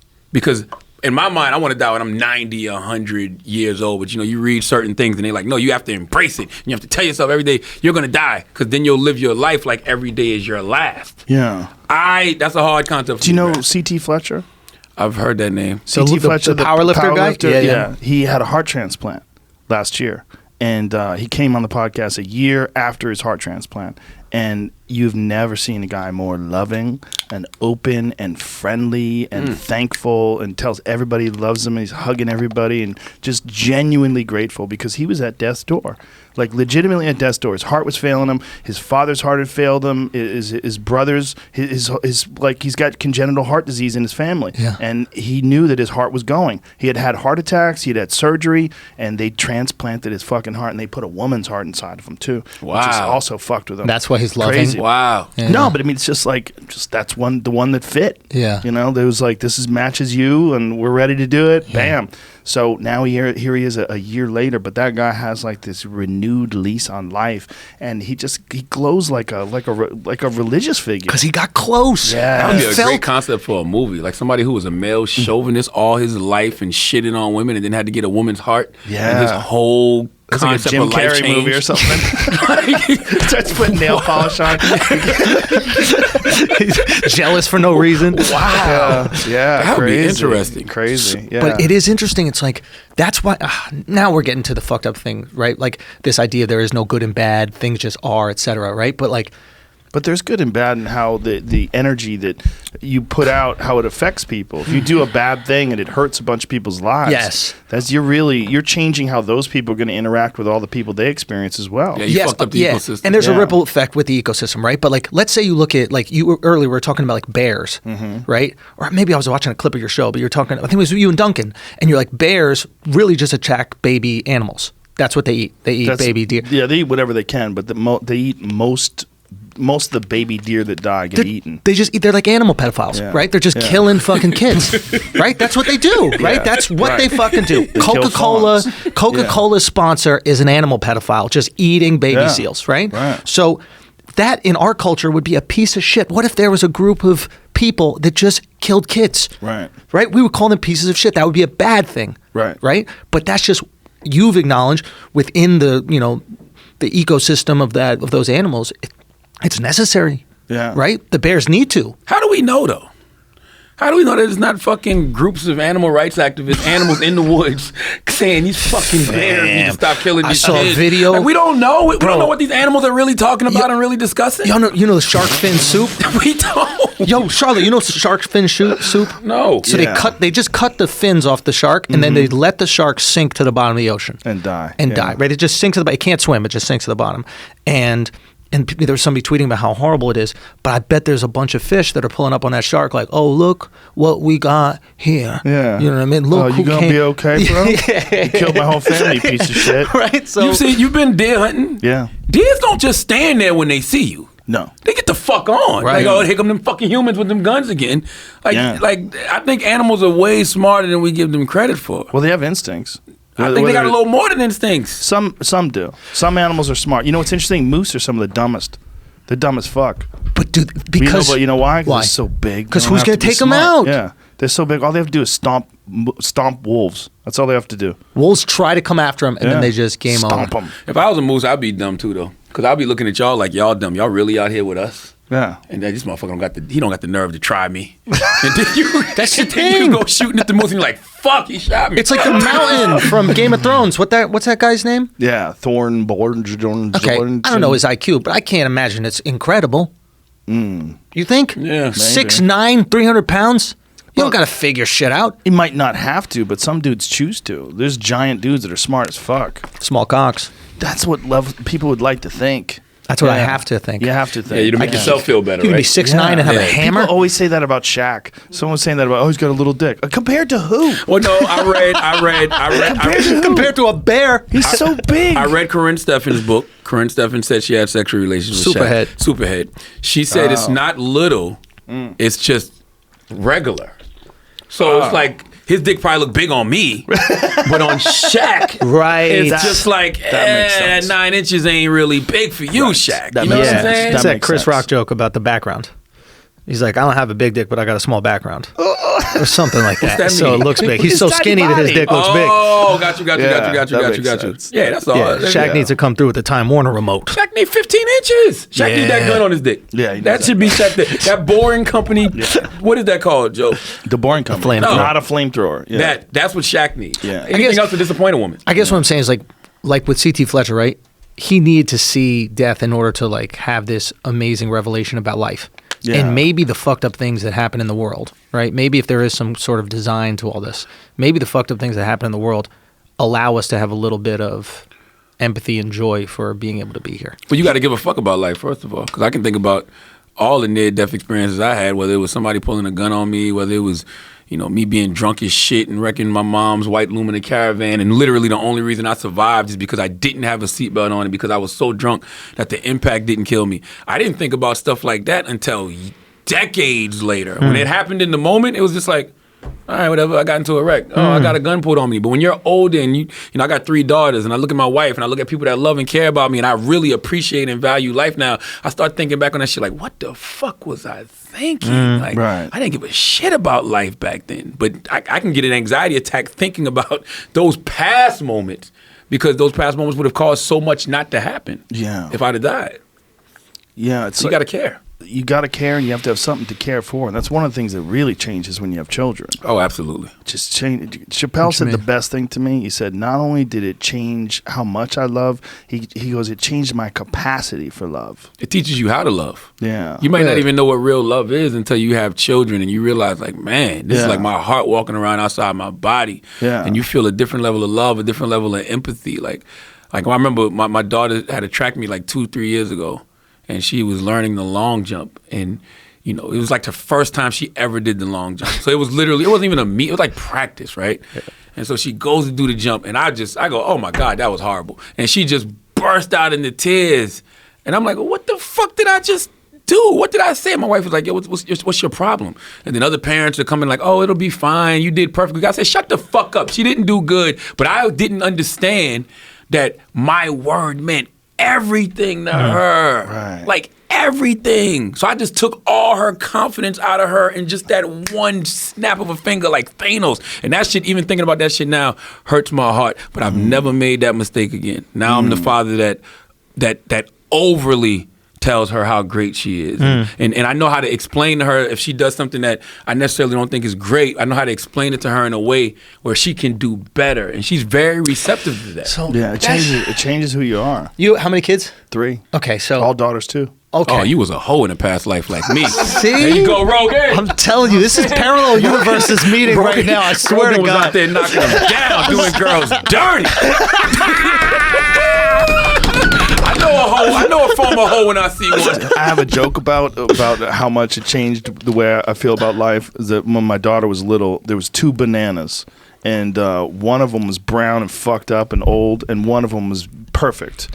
And I looked at those 2 bananas, and I know my daughter loves bananas, so she probably want that nice banana. So I ate that fucked up banana. So while sitting there eating this mushy mashed potato textured banana, I was thinking about, like, there's not another person in this world I would do that for, because I love my wife. My wife is an amazing person, but If it was just me and my wife, I'd be like, ooh, I guess that bitch is getting a shitty banana. No, you would ask her 3 times. You sure? You sure? Hey, babe, you sure? You sure you don't want this banana? Hey, everything's sure? good as you're eating it. Are you sure? Everything's good. You sure? It's pretty good banana. This perfect banana. That's it. You just ask the wife 3 times. Kids, they get it from the start. You would literally, I'd jump in front of a bus for her. It's a different thing. So, like this, people say I would die for you, Yes. but they don't mean it most of the time, unless they're a soldier who's willing to dive on a fucking grenade. Yes. But if I could die and I knew that my kids would be happy and healthy, but if I lived, they would die. I would die. I flew out here. I left New York 5:30 this morning simply because I was supposed to fly out last night, but my daughter had a track dinner, which I forgot about, and it was literally like a track dinner. It's in a fucking gym, and they're serving chicken tenders and lasagna and pizza and listening to Old Town Road 10 different times.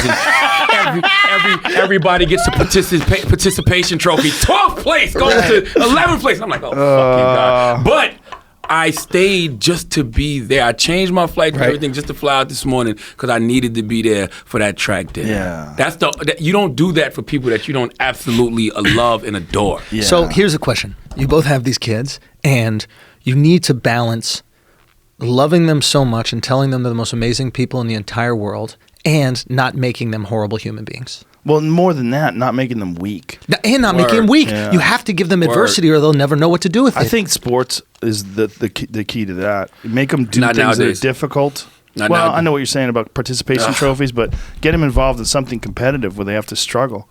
So they'll learn what it's like to Yeah. lose. They'll learn what life is like in a kind of controlled environment, and then you can still nurture them and love Yeah, them. the difference between people who participate in sports and people don't is you learn what losing is. Yeah. And some people that never learn what losing is, and they just Yes. are terrified of it. But they're not teaching these kids how to lose no more. True. In schools, but I mean like competitive things. Like get your kids involved in martial arts. Get your kids involved in these things that are just, it's very clear. It's binary, 1 or 0. Either you win or you lose. Those are important. You learn like what struggle is. If you have a race, right? Track meet's a perfect example. Someone fucking won. Yeah. And someone did not win. That's it. You know, like who? Oh, you got across the line and I'm second. Fuck. I got to be first. How the fuck can I be first? I got to figure out how to run faster. That's it. Will you guys ever be openly disappointed in them? Will you show them that they let you down? The only time I'm that way with my kids when they're mean to each other. I tell them, I go, this is unnecessary. I know why you're feeling this way. I know why you're mad at each other, but you can't be shitty to your sister. You can't do that. It's a bad thing. You got to learn how to take a deep breath and think about the consequences of what you're saying. And every time you do something shitty, learn from it. Yeah. You know, it's a learning experience. I think for me, I'm just like that when I think that they're being ungrateful. 'Cause my oldest daughter's 10, my second oldest is 3, so she doesn't really understand the concept. My other daughter's 9 months old, but my 10-year-old has lived a very privileged life, and sometimes you see that bougie shit come out of her. Like you know when? what I'm saying? Like it's just like little things. Like I love this island called Anguilla. You know what I mean? And we vacation like 2-3 times a year, like these long 10-day vacations. She's like, Anguilla again. You know what I'm saying? We was on the island of we was in Grenada, and her and my niece, because my niece comes with me all the time, and they're just talking like, the food is so much better in Anguilla than here. I'm like, yo, you know what the fuck I was doing when I was 9? I was 10 years old. I was lighting toys on fire in my backyard. I was on a dirt road. Talking to me. Exactly. I was on a dirt road in Moncks Corner, South Carolina. Turning into Teen Wolf. In a single wide fucking trailer. Like that is the only thing that like pisses me off, just the lack of gratitude. But it's that's a perspective issue, though, right? Yeah. They're wealthy. They're never going to understand what it's like to be So poor. how do you instill that in them? It's impossible. You know, There's got to be ways. The problem is, man, all of my favorite people had fucked up childhoods. Yes. But I don't want my kids to have a fucked up childhood. They're not supposed to. My mom told me we're here to make our children's lives better. Like my mom actually showed me like my great-great-grandfather's taxes he had to pay one year, and that shit was like a quarter. You know what I'm saying? Like it was just something light. But back then that was a lot of money. So she was just saying that to me, just tell me that every generation is supposed to be better. Because I got this thing sometimes where I feel guilty about doing so well because I don't have no fucking skill set. Like I didn't go to college, you know what I'm saying? Yeah, like right. I don't feel special. Like why am I in the position that I'm in? My mother was a school teacher for 30 plus years. The most she ever made was $30,000 a year in South Carolina. I get that for a fucking appearance. So it's like that shit will make you feel bad sometimes. Like you'll feel a sense of guilt. So she was just showing me that to say, hey, every generation is supposed to be better than the next generation. So our kids are supposed to be way better than us. Yeah, but don't you want to prepare them for that life? Like you look at any one of these movies or even stories about a king that took power and then the son that he has. The son he has is always some spoiled little bitch who ruins the kingdom. Well, that's the thing. Find me a great man who's the son of a great man. Find me a man who's the son of Find me a great man who's the son of a great man. Because a great man always has these weak little sons. And it's like, how do you... It like maybe you do need to create adversity for your kid. Maybe you do need to be a dick a little bit. And maybe it's selfish to be sweet to your kid all the time because you're not preparing them for the world when you're not there. I think you prepare them for the world when you let them find their own way. Yes. Meaning like you got to cut the cord. Yeah, I don't want my daughter to get in the media. You know, if they choose to, cool. You know, my daughter likes to write now, so she wants to be an author. Fine. I'm not really an author. I wrote a couple books. You know what I'm saying? Right. With a ghostwriter. Right. You know what I mean? Right. So it's like I'm not really an author. So I want them to find. I want them to find their own way. Like I think when they find their own way, then that gives them that integrity and that purpose and everything else that they're looking for. Yeah. I think when you hand them things, that's when the ego and all that other shit gets out of control. Problem. They have to work for it. What I see in the communities that I live in is always like the rich kids that have nannies that take them everywhere and they don't see their parents very much because their parents work all the time and their parents vacation without the kids. They like to go places without the kids all the time. You see a lot of that. Those kids are getting fucked up. And you see them as they get older, they're more and more vacant, more and more weird, more and more detached. Yes. You know, but the kids that are around the family all the time and they do things with the family, then they get a richer experience. It's neglect, and it's the parents that are like super driven and they're never home. They're working 16 hours a day, and that's why they live in this fucking giant mansion and drive around in a Bentley. Like those kids get fucked up, and they wind up getting on drugs and feel empty and looking for something to fill them up. Imagine your parents sent you to boarding school. I have a buddy of mine. Buddy of mine is Brian Callen. His parents sent him to fucking boarding school in the United States, and they didn't even live in the United States. They sent him to another country. Jesus Christ. Wait. Where's Brian from? I love Brian. Brian is from all over the world. His dad was a banker, an international banker, air quotes. Oh. And traveled everywhere and was involved in some weird foreign shit. Weapon deals? We could talk later. But he was involved in some UFOs and weapon deals. Weird shit. And then sent his kid, was fucking 13 years old, sent him to the United States to go to boarding school. And Brian, to this day, is still a little shell-shocked because of it. Yeah, dude. Imagine your parents send you away. You feel like an orphan. When you're 13. You're a fucking orphan, dude. And imagine if you went to that boarding school and got fucking molested or something crazy. You would really hate life and hate your parents. Wait, Brian got molested? No, I'm just saying. Let's just say he did. Listen, who's tried. funny that hasn't been? Yeah. You got to get that funny diddled into something fucked up happened.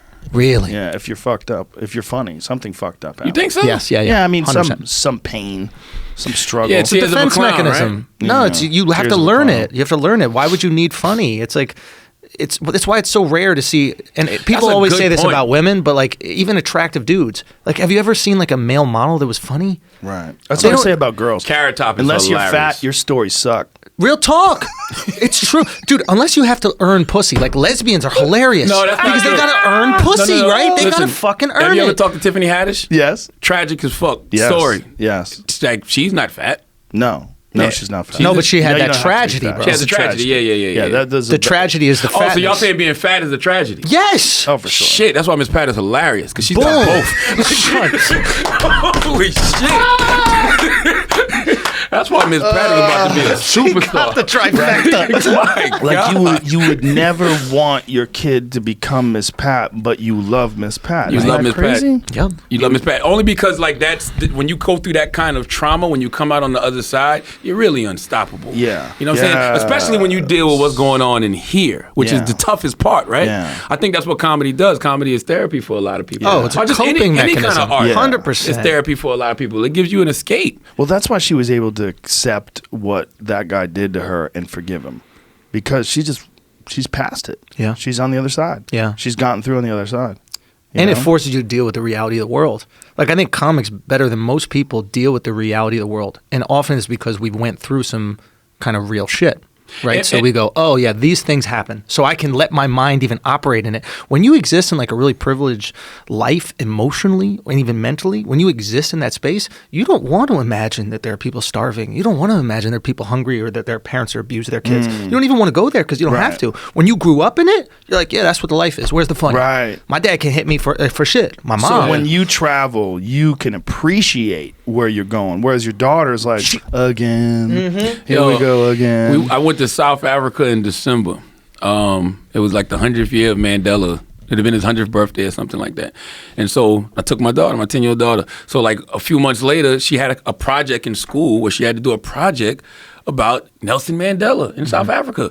And so she had printed this picture of the Nelson Mandela statue from Mandela Square and had it as the cover. And I'm like, where's the picture of you next to the statue? And she was like, I don't want to use that. I'm like, what the fuck do you mean? You don't want to use the picture of you standing next to the actual statue in Nelson Mandela Square. That's the point of these experiences, because you're able to do things like that. I had to explain that to her. You had to teach her how to flex? I had to teach her how to flex. She don't know how to stunt, bro. Yo, your daughter can't stunt, bro. Come on now. I had to teach her how to flex. Get them likes. But think about how normal that moment seemed to her. Yeah. And she was like, I don't even need to use this as a cover for my book report. Oh, I think she's embarrassed. You don't think she didn't want the other kids to be like... those kids is rich. These kids, she go to a private school in Jersey. All these kids are doing well. Oh, not the kids, but the parents. Yeah. All the parents are doing well. Like, like what did I Yo, would you guys got some money and you got kids. Would you guys pay to get your kid into a good school? Oh, like that lady did? Nah. No fucking chance. Definitely not. You got to earn that shit. Yeah. You got to earn that shit. You can't do that because they're not going to enjoy it, and they're not going to work hard. Yeah. Some of those people paid $500,000. Right. To get a bachelor. To get a shitty kid into some school that they didn't deserve. Yeah, and the kid's not gonna have no passion for what they're doing. You know what I'm saying? They're just there. Like they gotta fuck. It's just like having a regular piece of paper. Like I want my kids to do things that they really want to do. That's how you change the world. Yeah. You change the world when you're doing things that you truly want to do. Yeah. What's funny, I thought, is that those kids that went to the school like did fine at them. So school's just a big fucking hustle. It's like if they didn't earn it based on grades, they should fail right the fuck out of the school. It's becoming a hustle just because of the way the world is working. Yeah. I mean, Jamie went to school for audio engineering. Not a goddamn thing he learned in school he could use today. Really? Yeah, I mean, for the most part, I got to touch some stuff I could never have touched before. But like, pussy? Not in audio engineering. Not at that school. Some dick, maybe. Not at that school. Yeah, no, but like at that time, it was like 2005, maybe. YouTube didn't exist, and there wasn't the plethora of knowledge out there that 12-year-olds are teaching you how to record audio now. Right. Whereas I had to learn from the guy that was recording Eminem and Jay-Z and all these guys, Dr. Dre. Right. Like, they can't really do much with that job either besides teach it now either. So that's why, like, to go back to Joe's point when he said I'm the last in radio, the reason I'm probably the last in radio is because I'm the guy that's steering people away from radio. When kids come up to me and they're like, y'all want to get into radio? I'm like, for what? For what? When you can start a fucking podcast. Like, you know what I'm saying? Like, it's all type of different ways to be heard. You can go on YouTube, and if you want to be a VJ on TV, you can start doing your own video countdowns on YouTube. Like, why do you need TV or radio to do any of that shit? Middleman gone. Yeah. We didn't have none of that growing up. Yeah. I had to be on the radio. Yeah. You had to be on radio. You had to be on TV. We didn't have that shit growing up. Yo. Dude, you know, I'm even experiencing that with commentary for the UFC because I love doing commentary for the UFC, but you know what I love even better? I do these fight companions. Yes, when you watch we it. get in here, we get hammered, we start smoking weed and talking shit, and we watch the fights on the screen. We have the best time. It's way more fun than being there live. Do you think that's the future of all live events, right? So you could watch the NBA Finals, and instead of listening to the guys, you know, Marv Albert or whoever do it, you could choose your guys that you watch the commentary with. Oh, so yeah. Fight Companion for basketball, football, Well, Dana hockey. White was doing that with Snoop Dogg. He had the Tuesday Night Contender Series, and Snoop Dogg and Uriah Faber were doing commentary, and Snoop would just have a constant blunt lit, and he was drinking Tanqueray and getting hammered and talking crazy shit, and that was an option for the commentary. You It could should be listen options. to Snoopcast. It should be, right? It should be every single I one. think Snoop Like, got tired of doing it, though. Just stopped doing it. yo, Snoop is Probably got tired of being around Dana White. I think he just got tired of, you know, having to be there every Tuesday. Well, that's the beautiful thing. Like, Please show the me, Jimmy. NBA, excuse me, the NBA did this during the finals this year. They tried an alternative stream using the ESPN app. Right. too. So the thing about this is you're doing it with ESPN guys, right? Well, yeah, correct. So it's like what would be great is do it with like the funniest commentary guys that you like in your life. Right. Hear them do just the reason why people tune into your thing. Right? I guarantee they probably mute the TV, right? The people who are watching. They listen to both. I think that's what people probably do. So they never let the good commentators commentate anything. That's what I'm saying. Like Charles Barkley, Kenny Smith, and Shaq should be actually commentating during the NBA. And it would be finals. incredible. During the game. It would be incredible. Yes. Them talking shit to each other. Matter of fact, put them on a little screen in the bottom so we can actually look at them visually what they're doing. I don't know. I just think they do that with the UFC. They have the best guys doing it. Like Daniel Cormier does it now. Yeah, he's great. Dominic Cruz, Paul Felder. They have good fighters. Michael Bisping that do commentary now. Cormier is the best though. Yeah, he's great. He's hilarious. Yeah. Didn't he used to fight? Fuck yeah, he's the heavyweight champion of the world. I didn't know he commentates He's too. the light heavyweight champion, and then he vacated his title, and now he's the heavyweight champion. Yeah, he does commentary. We do it all the time together. Yeah, We you just guys did are the good last together one. because you guys get fucking But we're hyped. good. We're also good friends. Okay. So we're always talking shit and we're laughing about things, Yeah, like yeah, whether yeah. it's a judge who's a nice lady but a terrible judge. We just bring her up. But this, like when Rose Namajunas won the title, he starts screaming out, "Thug Rose! Thug Rose!" Yeah. Like it's not like Because you guys turn into fans. Yeah, well, we are. I mean, neither one of us are real professionals, Right. But we do it for a living, and it's weird. That's my worst nightmare, like to be out somewhere and fucking get into a argument with an MMA fighter. You don't realize they're an MMA fighter. Yo, those remember terrible that Chappelle show when he got folded up when Keeping It Real goes wrong, when the guy folded him up and peed on him and then went to fuck his girl? That's why, I'm telling you, you got to check for forgive you, bro. Check for Check for them ears, man. What are the other signs other than ears? Ears are a good one, but the thing is, you can wear ear guards. I don't have any cauliflower ear. I have a little bit on this ear, but Yeah. I wear ear guards. It changes the way you hear things. You don't want that cauliflower ear. It's calcification. My ears stick out already too much. Oh, they would stick out Dude, it would be wide, nuts. bro. I'd look You'd like a bat. Yeah, you'd have big old knots in your ears. Yeah, I can't. So do there's that. no other signs of what a guy could be an MMA fighter? No, not really. What about hands? What about knuckles? No, I mean you could tell and not tell. You don't know. See, that's why you just got to be nice to people. Yeah, You be know what I'm nice. saying? Just be you- nice. Are you going to find yourself in one of those you got it, bro situations? Well, how about fucking Andy Ruiz, the new heavyweight champion? I'm so You Viva look- la king. Viva la raza, way! Viva la raza, way! You look at his body, you would think no fucking way. And you look at Anthony Joshua sculpted out of marble. Ben thought he was trash, bro. Yeah. Been saying it. Been saying we've been Joshua, saying Anthony doo-doo. Joshua was not that guy. Doo-doo. He never had it. Never. He is literally Ivan Drago. Literally, he's the UK Ivan Drago. He looks the part.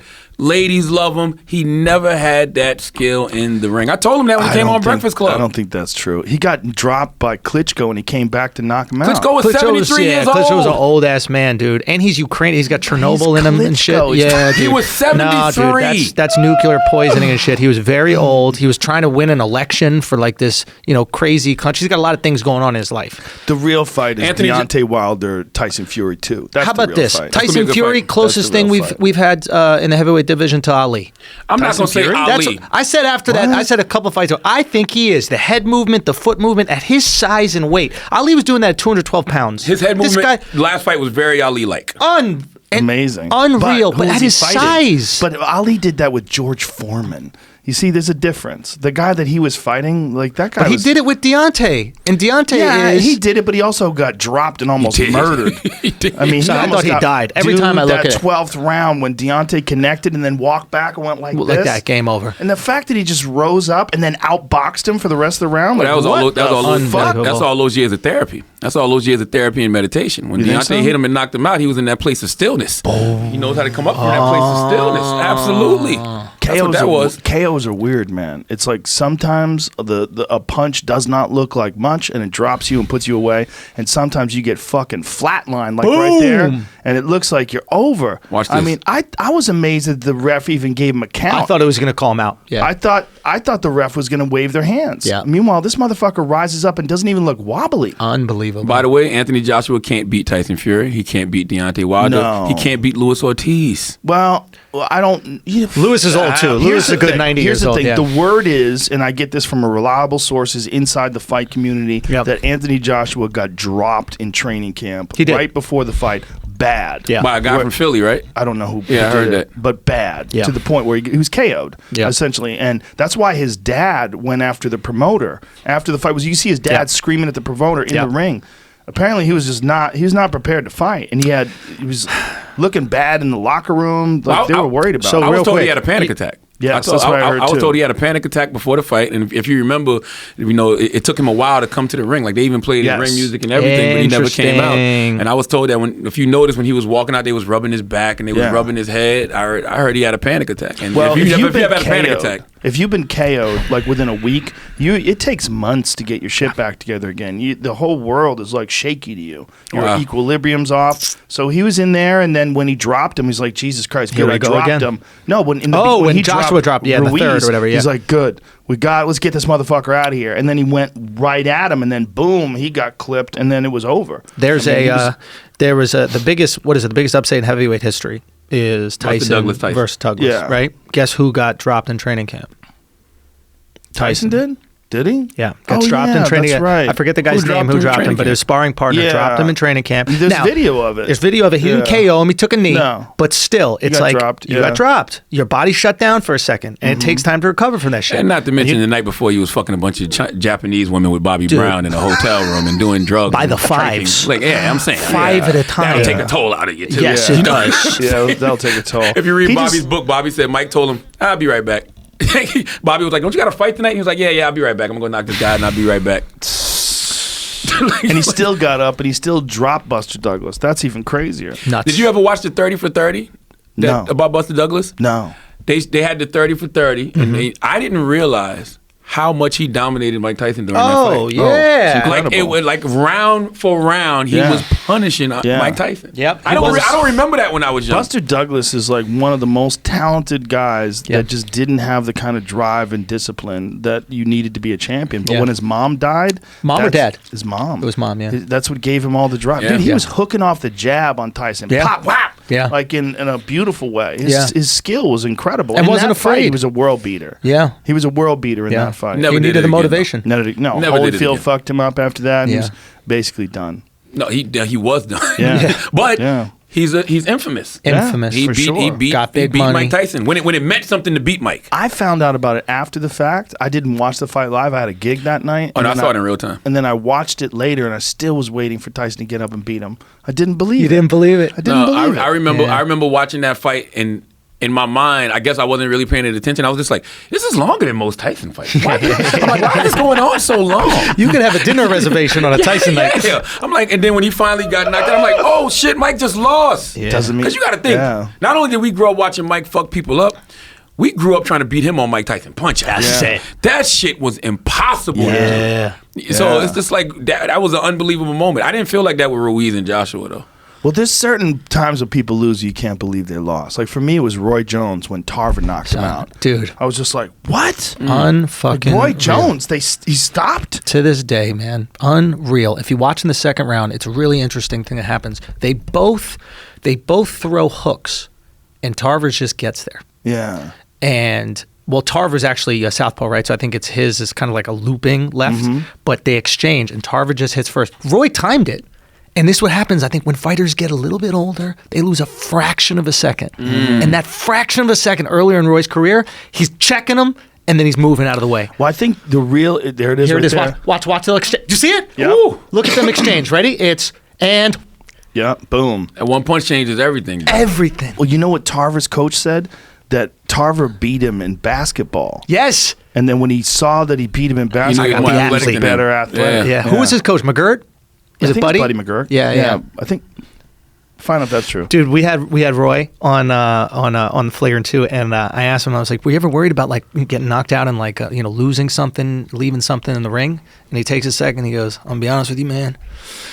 I didn't come in the ring with much sense to begin with, so I wasn't really worried about losing it." Just straight up, dude. Straight up. Roy still got a crazy competitive nature too. Roy, last year? Last year, Roy was hitting me because he really wanted to fight Michael B. Jordan. How about Michael B. Jordan say that he thinks he can do it? Dude, what a We were talking about it on the podcast, like, no! Get out of there. Roy was like, no, I really want to fight him. Roy was like, y'all got the sponsors that can put the money up. I think it was like $30 million. And I mean, I made the call for him, you know. And Michael was like, nah. He was like, nah, we good on that. Like, yo, Roy would fuck Michael B. Jordan up. Don't let Creed fool you. Don't let fucking Killmonger and Black Panther fool you.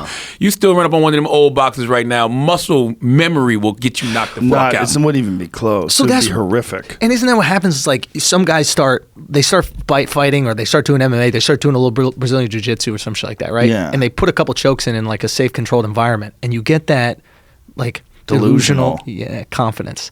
And that's why sparring is so important. Do you remember the first time you guys sparred? Sure. I mean, not the first time. I can remember the last time. Well, you were doing it since you were a kid, right? Yeah. Okay. I mean, the first time I sparred, before I went in the ring, I was like, oh, I got this. It's just combos, whatever. I was fucking frightened.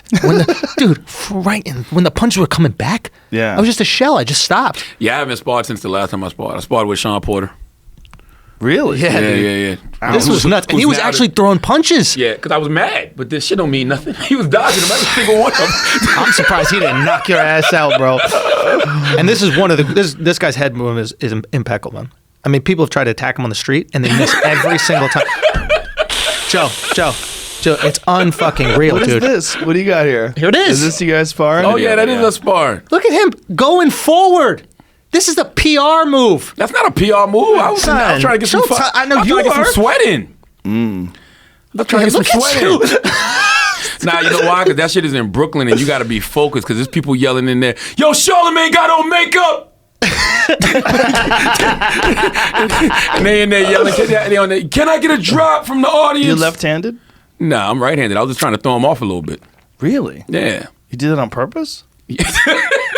Man, he don't know what he's doing. I don't know what the fuck I'm doing. Joe, Look, I'm all sluggish. square. I'm not even bouncing. Word is mine. So no feet movement. Do you train in boxing, or were you just doing this for a goof? Nah, I just wanted to go in there, and I was like, fuck it. This is Sean Porter. I'm a boxing fan. I'm like, you know, what's the worst can happen? You get knocked the fuck out. Yeah, the worst can happen is he's mean. Yeah, you're right. That could be terrible. He's being I'm just in there super nice flat-footed. Yeah, he's not. We not even really. And we went 3 rounds.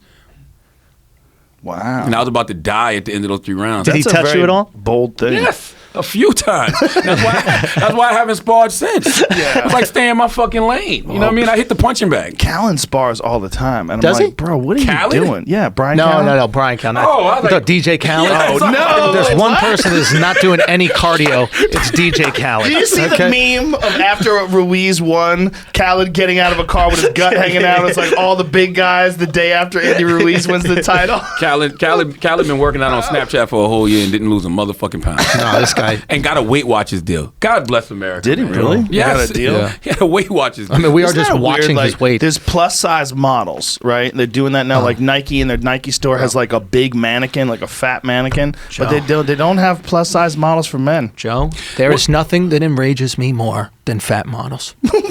There is nothing that enrages me more than fat fucking Why? models. Okay, let me just say something. As a comic, we want attention. Mm-hmm. We don't feel like we deserve it. So we make you laugh, so there's an even exchange. I get my attention, you get some joy, okay? Right. An actor, they want attention. They're not willing to write the script, but they'll memorize some lines. They'll do a little bit of effort to get the attention. A regular model, at least she's willing to lose weight so that she can be looked at. But these fat bitches are just like, look at me. I deserve to be looked at. Stop using the word bitches in 2019. Look at that. What the fuck? That's the plus size model mannequin. This is the only That doesn't enrage you guys? The only thing I don't like about that doesn't enrage you that they're like, just stare at me. I'm going to eat bread all day. No. But you should stare at me. The only thing that bothers me about that is that's out of context, because that's an oversized mannequin in workout clothes. Right. So is she going to lose the weight? Yeah, she's trying to lose weight. You know what I'm saying? She's trying to better herself. Okay, so I need it in some context. If this is workout gear for overweight women who want to go lose weight, cool. Right. Other than that, why are you wearing workout gear? Because she's trying to lose weight. That's the only reason you'd be wearing that. She'd be even bigger if she didn't work out. Like Khaled. Imagine if Khaled didn't. DJ Khaled needs to eat a salad. Is that what they're saying?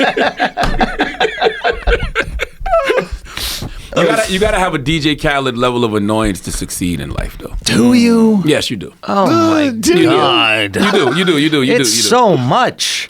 But you have to. It's so much. He is the button your fucking shirt. He's the. There's no way you didn't know you could button your shirt. He's the epitome of not being afraid to ask for things. He looks like French toast. Jesus Every Christ. time I look at him, it's French toast, and he has look at this. Oh, Khaled. Where's the butter Jesus. and the maple syrup? Says he lost 15 kilograms. What is that? 34 pounds? Yeah. There you go. Lost 34 pounds. Well, listen, congratulations. You can see his dick now. Congratulations. He looks to a him. little slimmer on the right. He does look a little slimmer. Oh, okay, maybe it's a little bit. My only. Oh, Jesus Christ. Is that I real? don't even know what that is. Weight Watchers. I respect. Khaled came from radio. Oh, did he? Khaled came from radio. Khaled used to do 12 midnight to 2 a.m. On weekends at WEDR in Miami, if I'm not mistaken. He used to do Friday and Saturday night. And then that was like 15 years ago.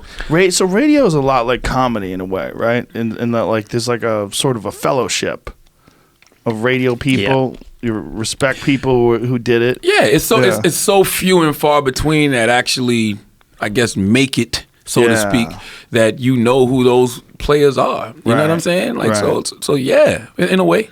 Yeah, and there's so few like national ones. Like, who's like nationally known radio guys? Elvis Duran. There's maybe a dozen. Right? You, Elvis, Bobby Tom Bones. Joyner. Tom's retiring this year. What about Steve? Is Steve national? Steve's national. See those, and I respect Steve and I respect Ryan Seacrest, but I don't really count those guys because they didn't start in radio. They didn't grassroots. Ryan what I'm Seacrest saying? didn't start in radio? Wasn't he always a radio guy? I have no clue. He was a radio guy a lot. I did his radio show in the 90s. Okay, so he might I have didn't been. even know he did radio. He might have been. No, Yeah, he does. He still does a morning does show. radio. He Right does now. radio. That guy has Right like now. 5 jobs right The guy now. from American Idol. Ryan Seacrest. Does radio I Heart every Mafia. day. Yeah. Does it in the morning. And he does that secretary radio. What you is know, that? Like, hey, Dolores, you're the one who won. You know, come on and get your thing. Like that kind of shit. By the way, Ryan is never off. No. Like we work for the same company. We work for iHeart. I've seen Ryan walk out the bathroom like he's walking on stage to introduce the next guest on American Idol. Like he's always on. Like, Yo, that always. was a perfect example where like your gay rumors trumped your Me Too rumors. What happened? Remember when he caught the Me Too? And then like a girl said that he Me Too'd or whatever? And Was that then a girl he worked with, right? something like that. And then everybody was like, the gay guy? I don't think Ryan's gay. though. Okay, sure. I don't think Ryan's gay. He's not okay. What is he? I think it's about no. What is he? What do you call it? I don't it's know. about Ryan. Ryan is one of those people He's you too just handsome. He is a handsome. Those fucking teeth. but you don't think about sex with him. So what is he? Right. What's a letter? It's asexual, Right. Asexual, O-sexual. Oh. It's a Plus. O. It's a He's O. It's a O letter. positive. Oh. He's O positive. He's O positive. He's like- LGBTAO plus. He's like, oh, you don't fuck dudes or Yeah. chicks. Okay, I see what it is. But I think he's always on. I've Can you imagine him choking a girl? no, No. absolutely not. I can Maybe imagine while him. she's beating him to death. The last. By the way, Ground and pounding him into oblivion. Ryan is one of those people that when you hear something about him, you'd be like, nah, not Ryan. You know what I'm saying? Like he has that kind of personality, which actually works in a lot of people's favor. Yeah, well, it's great for top 40 radio. Yeah. It's great for secretaries that call in. Yes. You're the 7th caller. Congratulations. What'd you think about the finals of Game of Thrones? Did it disappoint you? It's that kind of weird, homogenized shit that some people thrive in that frequency. He is so good at being like authentic in the most inauthentic situations. Explain. Like hosting a show is why, like American Got Talent, all that kind of stuff, where you Yeah. got to be like really excited about somebody like Oh, juggling yeah, dildos or some yeah, shit. yeah. That's really inauthentic. Yeah. But Yeah. he kind of comes across as believable, like sincere. Yeah. Or does it matter? Meaning, like, does his reactions in those moments matter? I just If look at those somebody wins, fucking I don't, teeth. and he's like, "Hey," does anybody care that? No one cares. Nobody Those cares. teeth, man. That's a pretty man. Listen, he's America's host. He is. Yeah. He's America's host, man. He could host some dick. In that so That's for sure. But in Hey, that Dick put him on. world, Say what? Dick put him on. Dick who? Clark. It's true. It is a fact. doesn't he do the New Year's countdown now too? He does. God, he took out a lot of jobs. Man, listen, they was propping Dick's corpse up for like 10 years before they finally said, Ryan, just do it yourself. Right when he had a stroke and he would still do it. No, I think Dick been dead, bro. Wait, he had a stroke? Dick And he was doing out the side of his mouth like Two-Face? Well, he was struggling. He was definitely struggling to talk. That shit was they kept him sad. doing it. Yeah. Like and it went from he would do it, but then it was just like they would pop in on him in like some studio and he'd be like sitting there struggling and talking like, why do they keep wheeling Dick Clark out for New Year's Eve? Like you're actually depressing people before the ball drops. Yeah. Ooh. And then they had Kathy Griffin and Anderson Cooper. That was a great combination. She annoys me, man. No, man, Kathy is the it's shit. a fucking lot. Shut up. I love Kathy Griffin. No, dude, she enrages me. Kathy Just is- like the fat models. You know why I like Kathy? Because Kathy don't give a shit. I like Kathy for the same reason I used to like Joan Rivers. I mean, I say used to because she's dead, but I I mean, love like, Joan, I though. still love Joan's Joan. a legend. But they both didn't give a shit. They were cut from the same cloth. I don't know if they're cut from the same I cloth. think so, man. I think so. I used to love Anderson and Kathy Griffin together. You never heard anybody say that?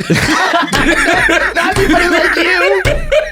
It's always like someone's mom. That's your guilty pleasure is Anderson Cooper. Look at that chemistry. We had Kathy on Breakfast Club. You know what I'm After saying? she cut Trump's head After off. she cut Trump's fucking head off. That was a strange thing. Strange thing. What was strange about it is the fact that she didn't think she was going to suffer any consequences from that. Right. I think people forget that Donald Trump, even though he is the ex-executive producer of Celebrity Apprentice and he was a reality star, he's the president of the United States of America. Yeah. It's rules about threatening heads of state. Yeah, like yeah, you can't, like you just can't do things like that. Yeah. Like, but it's hard. It's almost like if fucking Flavor Flav became president. Right. It would be hard for you to look at him as anything other than Flavor Flav. Yeah. But you better respect his position before If he those goddamn becomes men in suits president. come knock on your fucking door. If Flavor becomes president. Well, Donald's the first guy who was famous, like other than Ronald Reagan, I guess. Ronald Reagan was famous as an actor, apparently. Yeah. Was he famous? I don't know. I don't think he was famous. He was I in didn't even movies. know he was an actor. I had no clue. He was in big movies, and then I he knew he became was the an governor of California. You know, it's a weird one, right? I mean, just having a famous person in a popularity contest is strange. Yes. because you got a built-in advantage. Yes. That's how all of them are going And to it be. is a popularity contest. You do from realize now that's how on- all of them are going to be moving forward. Well, some people might say Obama was the first celebrity president. He became a celebrity, though. You don't think he was one before going into it? No, absolutely not. I think there was some Not celeb. Trump. Nah. Not Trump is on a different level. Yeah, Right? Trump had 'Cause- Domino's commercials, bro. Yes. Like, Trump had rap songs named after him. he had an airline.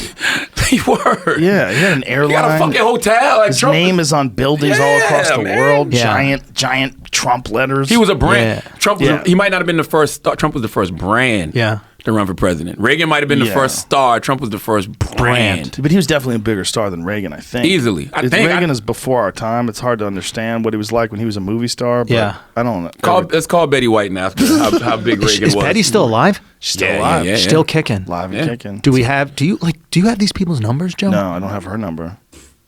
Okay. I haven't seen Betty in a while. It's not like you become famous, you get on a Rolodex. Like here's a list of all these famous Here's people. Keanu Reeves. Here's But I Betty do White. have some famous people where I text them and I call them. I'm just like, this is so strange. Like I who's the always weirdest? feel like that.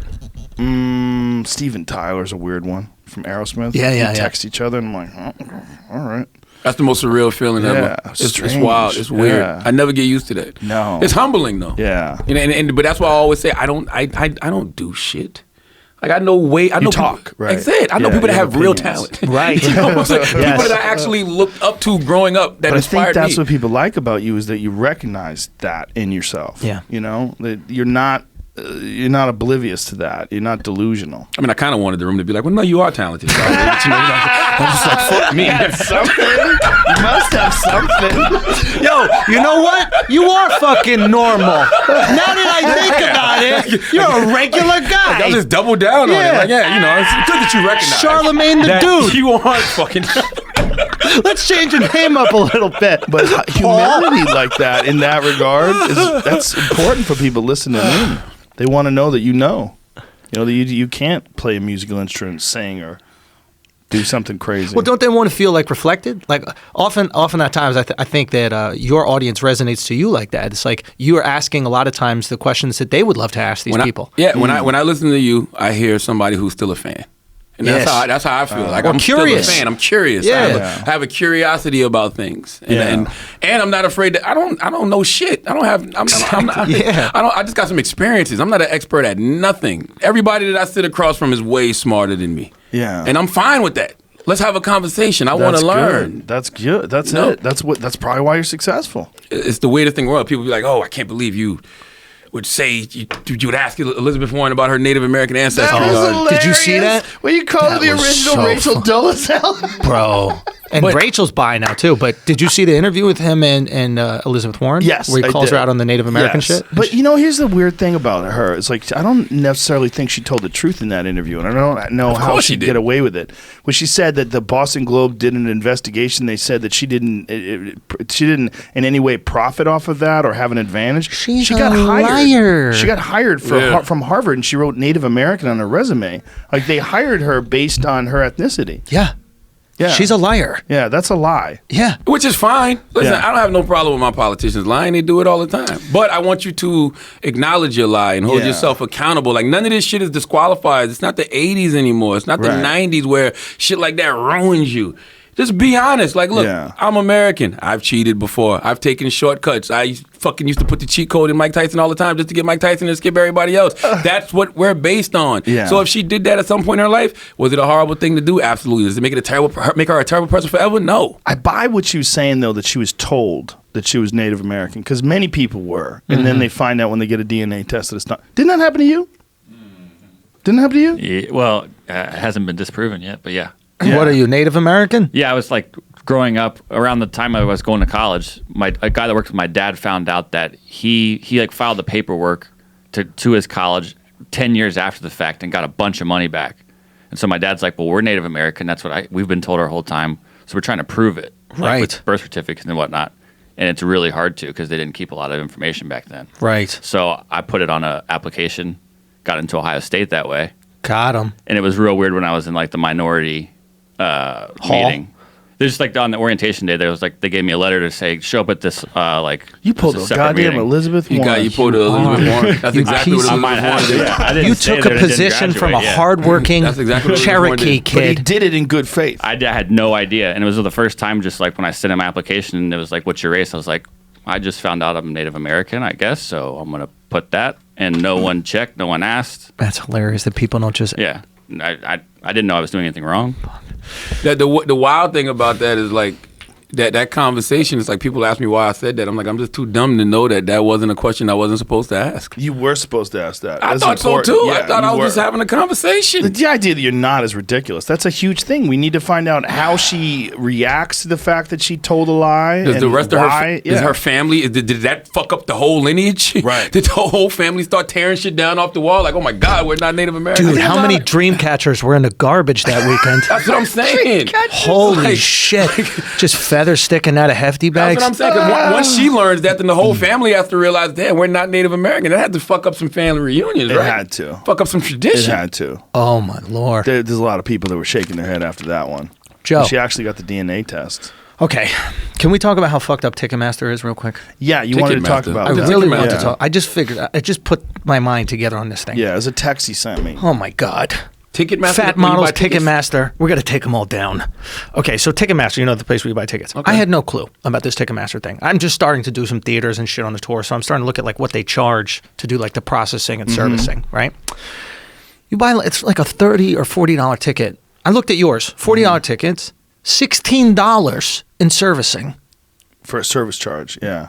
Is it per ticket Per as well? fucking ticket. Well, they gotta pay 40%. Don't they gotta pay for shit in the venue? Like When I the buy shit at ushers Star, and- no, they don't. That's the venue cost that you also got to pay. Yeah. It's just to process the ticket, and if you want to pick it up at will call, another $3. It's unfathomable, right? So I'm starting to think. I'm going. Okay, so for the first time in my life, I'm like, okay, I'm selling some tickets, and everything's good, and I'm just getting a piece of the door, so I'm happy, right? And my boy, who's like this genius fucking kid, OJ, Nigerian, all these Nigerians are geniuses, and he comes up to me, he's like, okay, but what about the processing fee for Ticketmaster? How much are you getting off of that? I go, what? He's like, what percentage are you getting off of that? I go, nothing. He goes, wait, but you're bringing all the ticket sales. Why aren't you getting a piece of it? It's 40% of your ticket price. And I'm like, well, I don't know. And he goes, and what about the data from the tickets being sold? Are you getting that? I go, no. He goes, hold on. So they're fucking you and getting paid to fuck you? I go, what do you mean? He goes, the game is data now. Any business that's successful right now is all about data acquisition, right? Any business. And data is not how many followers we have on Instagram because they could take your account away in a second. How many subs that you get on YouTube because they could throttle your search. We could see that happen all the time. It's direct connect to fan, right?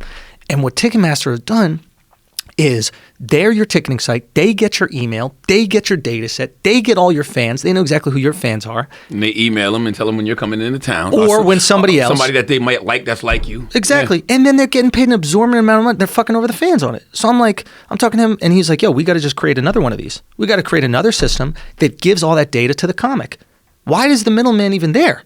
We could create a way cheaper ticketing service that gives every one of those emails to a comic, and it's like comics used to do back in the days by putting the comic cards on the tables and you collect them afterwards. You could have an email list for every time you go to Idaho, an email list for every time you go to New Jersey, an email list for all these different places. Well, that's what most authors do. And Kevin Hart, that's how Kevin Hart came up. Kevin Hart was going into all of these comedy clubs and he was getting everybody's motherfucking email. And people wonder why whenever Kevin would launch on these social media sites, he'd get all of these crazy followers immediately. It's because of that road work he put in those comedy clubs, getting everybody's email, building a database. Before anybody. I think Louis C.K. did that as well. And Louis had this massive email. And now you have direct connection with your fans. Yeah. And that's what your fans want. Your fans don't want Ticketmaster telling them that Led Zeppelin's coming through. They want to know when Rogan's coming through. But Pearl Jam tried to fight them back in the day. What they have exclusive deals with certain venues. Son, they are top to bottom. Yeah. They own Live Nation, and Live Nation owns the venue. So they're completely vertically integrated. So if you want to play at the Garden or wherever the fuck it is, right? Yeah. So you go,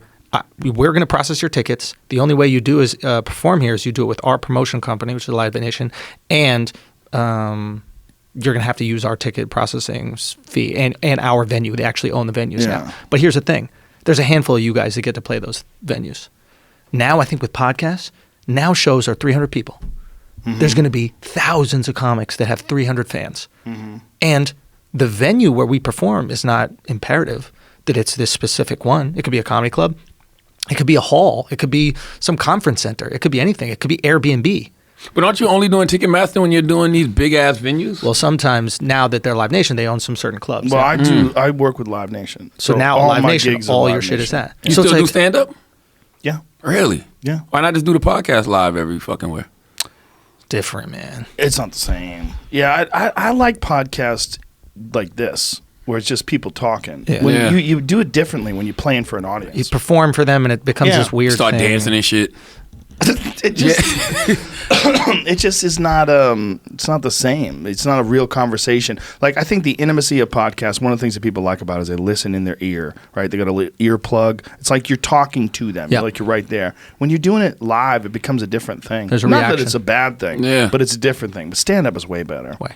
It's just way more fun. All I'm saying is, what are we doing with this, right? It's like you should have a direct connect to all your fans. I should have a direct connect to all my fans, right? We should be able. Even the venues should have that as well. Why are we giving away all the data? Yeah. To a company that's really not. I know my agent's going to call me right after this. He's going to be like, "Why the fuck we have deals with Ticketmaster? Shut the fuck up." Yeah. So you want their emails? You want your audience's emails, basically? And that's what the audience wants. And I don't want my audience to get charged $16 every time they buy a ticket. Where does that money go? Like, it costs $16 for you to process a ticket. Why not just give out 40% of the ticket price? Why not just create an email, and when you're at these venues, just put it up on the jumbotron and be like, "Yo, email me after the show." Yeah. I mean, that's one more step. Or we could just create the ticket processing that charges them way less, and already starts aggregating the emails.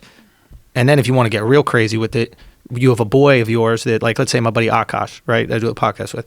It's like, hey, Akash, you're about to go on tour? Yo, why don't you just use my data set, man? They're going to know you from doing a podcast with me. Maybe they'll want to see you. It's like we get to empower each other through that shit. Am I making sense, or is No, it makes sense. The thing is specifically about data, about the email list, and about they get that if you show up in these different places, they get the email address because that's how people get their tickets. But you get the option of saying, because they'll ask you, they'll say, can Ticketmaster reply to you, or can Ticketmaster send you the latest updates and news and events? You can click no. Yeah.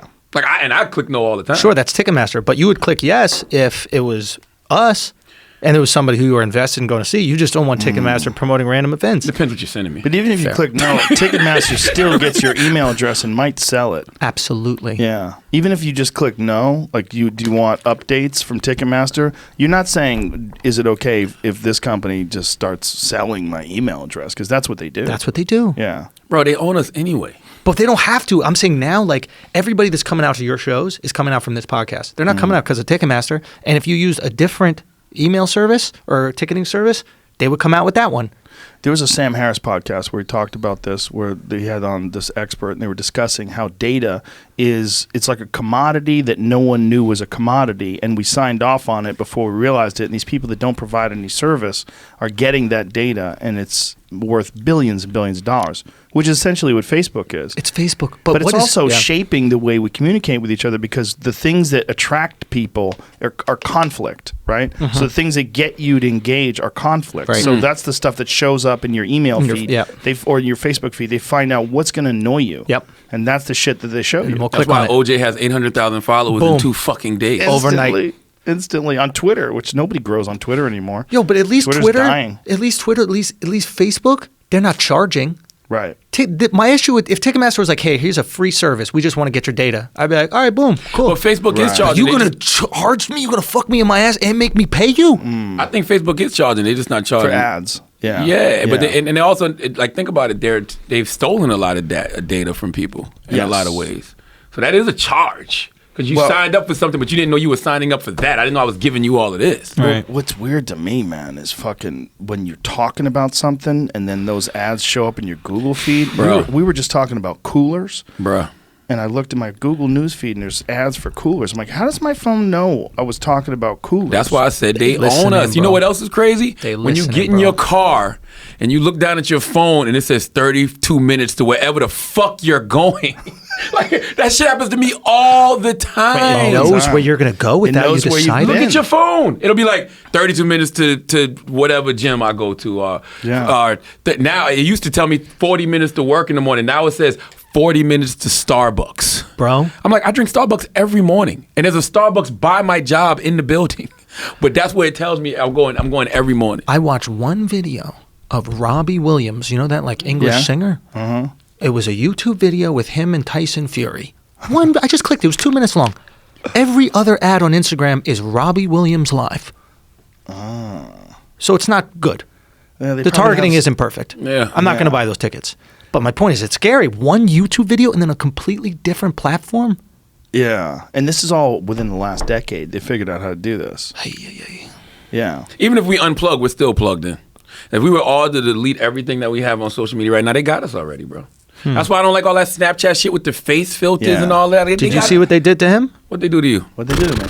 The shit where they AI thing? Yeah. This was nuts. They made a complete deep fake with they basically took all the recordings of me talking and made me say words that I've never said before. And it talked about me sponsoring a hockey team made entirely of chimpanzees and a bunch of other crazy shit that I might actually say, but it said it. I've never said those things. Oh, they use my voice with artificial intelligence. They've all the sounds that my mouth makes, and they use it with all the right inflections, and they create these sentences. Jay Farrow is out of a job. They just passed the legislation about that. About deepfake images. Yeah, the congresswoman from Brooklyn, I can't remember her name. She just passed the legislation about deepfakes. They also did video of the Mona Lisa talking. Bro. They got the Mona Lisa. They took the painting of the Mona Lisa and now she's like opening her mouth and saying things. They can do it with Abraham Lincoln. And how can you believe anything you hear on social media anymore, yo? It's gonna be in a few years. You're not going to be able to. Now, you don't know what's true and what's not true, and nobody cares about the truth and the lies more entertaining. Maybe that's better. Maybe now we could say fucked up shit and be like, bro, deep fake. What are you talking about? Definitely deep fake. Well, you're already getting porn with actresses. They're taking actresses' face and putting them on porn stars, and you can't tell. Oh, wait a minute. Yeah. Oh, you could fuck everyone. Yeah. And now they're going to be able to do that with virtual reality. So you're going to VR porn. Yeah, they have that. Yeah. VR porn, and they put something on your dick so it feels like. Yeah, they could put one of them little things that jerks you off. Yeah. No, you're faithful now. You're going to need this, bro. It's not the same. It's not the same. I'm old school. You like your palm. Like, yo, I just started fucking listening to Audible books. Because I'm old school. I like flipping the pages of the book and stuff. I just started listening to Audible only because of time purposes. And it's like listening to long form podcasts. I'm like, you know what? Fuck it. I'm still getting the information. And I feel like at this age, I retain information more by hearing it. Right. So I'm not about to go start fucking virtual reality, pussy. No. So here's the shit that's not porn, but could be interesting. Have you seen the one about the basketball games? What? Okay, so they put a few cameras so you can sit front row but in VR. Ooh. I don't think I would mind that. It's the sounds best. amazing. Yo, You're looking around, you're seeing all the people that are actually there, and you're front row at the game. Yo, last month I went to I gotta use the bathroom. I went to Disney. I went to Disney and I went to that Avatar virtual reality. What's it called? Flights of Passage. Oh my god, amazing! Right? I had to write it twice. Yeah, me too. That shit was incredible. And I got anxiety, right? So I'm on it and I'm like, holy shit! Until you just remember, I'm not even moving. Right. And then it's just like it settles everything for you, and then you can just enjoy the actual experience. And that helped me. I remember I was telling my therapist about it because that helps me when I'm dealing with my anxiety, because it's like, breathing exercises, things that get you back to center. Even though you're falling and you can feel the dragon breathing on you, it's just like when you realize you're really not moving, it just brings you right back to center. Then you're okay. Then you're fine. You can't do that on a roller coaster. No. Because you're really real. Yes, it's real. But if they have a roller coaster with virtual reality, like if you're wearing virtual reality goggles and they put you on a roller coaster, but I can enjoy it. I can enjoy the. What do you mean? Like if they put these goggles on, and then while you're on this roller coaster, you're experiencing things that aren't really there. But you're experiencing, like you're like going through wormholes and you're traveling. You're seeing things happen. I'd have a heart attack. I'd have a panic attack. That's not something I want to experience. I'm glad you talk about anxiety. I'm glad you talk about it the way you do, because I think you've opened it up for a lot of people. I think you've made it a subject that's okay to talk about for someone like you, who are like a cool guy, who's a smart dude, who is successful and talks openly about anxiety and about how it's affected you. I think you're doing a very big service for that. I didn't even know what anxiety was until 2010, because growing up in the environment that I grew up in, I just thought all those feelings were normal. I thought all those feelings of paranoia or, being anxious all the time. Like, and I used to smoke weed. So, when you smoke weed and you have a panic attack, you just blame it on the weed. Yeah. I remember driving to Burger King one time with two of my homeboys. One of them's dead now. His name's Jarrell, rest in peace, and my man Zeke. And I was high as hell, and my steering wheel needed like steering fluid, so it was shaking. So it was shaking my legs, and I'm bugging out. Just driving to Burger King, a 2-mile ride. I'm like, yo, one of y'all got to drive. We're all going to die. You better take the wheel right now. Take the wheel right now. I'm going to crash this motherfucking car. I'm tripping the fuck out. And they looking at me like, yo, don't let this motherfucker smoke no more. But it had nothing to do with the weed. It was the weed probably accentuated it, though, no? Definitely did. Because when I found out what anxiety was in 2010, and I didn't start going to therapy until like 2 years ago.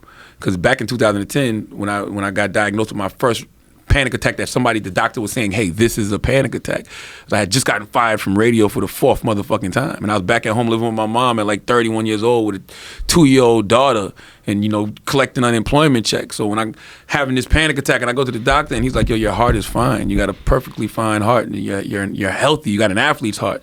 He was like, yo, are you stressed about anything? I'm like, fuck yeah.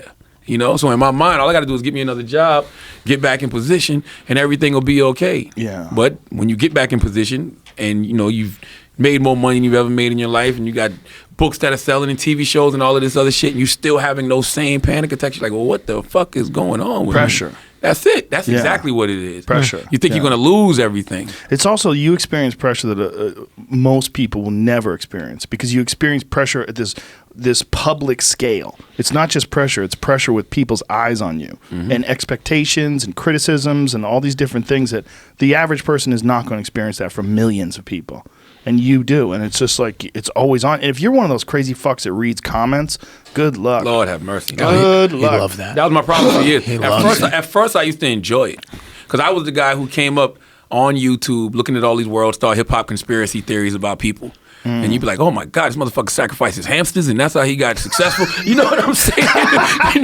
Like you think all that shit is cool until you get older and then you start seeing things about you and you laugh at it at first. Right. Until you realize like, all right, now they really starting to say some wild shit. What was the craziest one that you heard about you? I mean, for me, you know what it is. Which like one? when they tried to Me Too the fuck out of me last year. They tried to get him out of here. That was the most. That was the wildest one to me, because I was always the person that say, live your truth so nobody can use your truth against you. Right. So it's not like they brought up anything that I hadn't spoken about numerous times before or written about in my books. They just decided to attack. Oh, my God. Targeted. Targeted, planned attack. Oh, man. Yeah. It can happen. Can it? So that for me, that was like, all right, this is going too far. But then it's like, you really can't do anything about it. That's the other thing. Like there's no way to fight it. Once the toothpaste is out of the tube, there's no way to put the toothpaste back in the tube. Yeah. So the only thing you could do is just either let it consume you and probably ruin you just because you took it all in, or you just keep it the fuck moving. Like you have to be confident enough to know what's the truth and what's not the truth. Yeah. And so now you don't read any comments anymore? I don't go on Twitter at all. Twitter's too toxic. That shit is like we're in verbally abusive relationships with our fucking smartphones. Bro. Yeah, I agree. Yeah, it's definitely not healthy. You know, we were talking about it yesterday, me and Duncan Trussell. We were saying that it's like your diet. Like your diet, if you take in junk food all the time, eat a bunch of shitty things that are unhealthy, it's not good for your body. Well, your mental diet is important too. Yeah. And if you're always taking in these toxic arguments and I mean, half of Twitter is just people screaming at each other and just yelling and insulting each other and trying to find ways in this person's being shitty or wrong or negative. And it's like, that's not real life. No. The real life that we experience and that we're designed to experience is like this.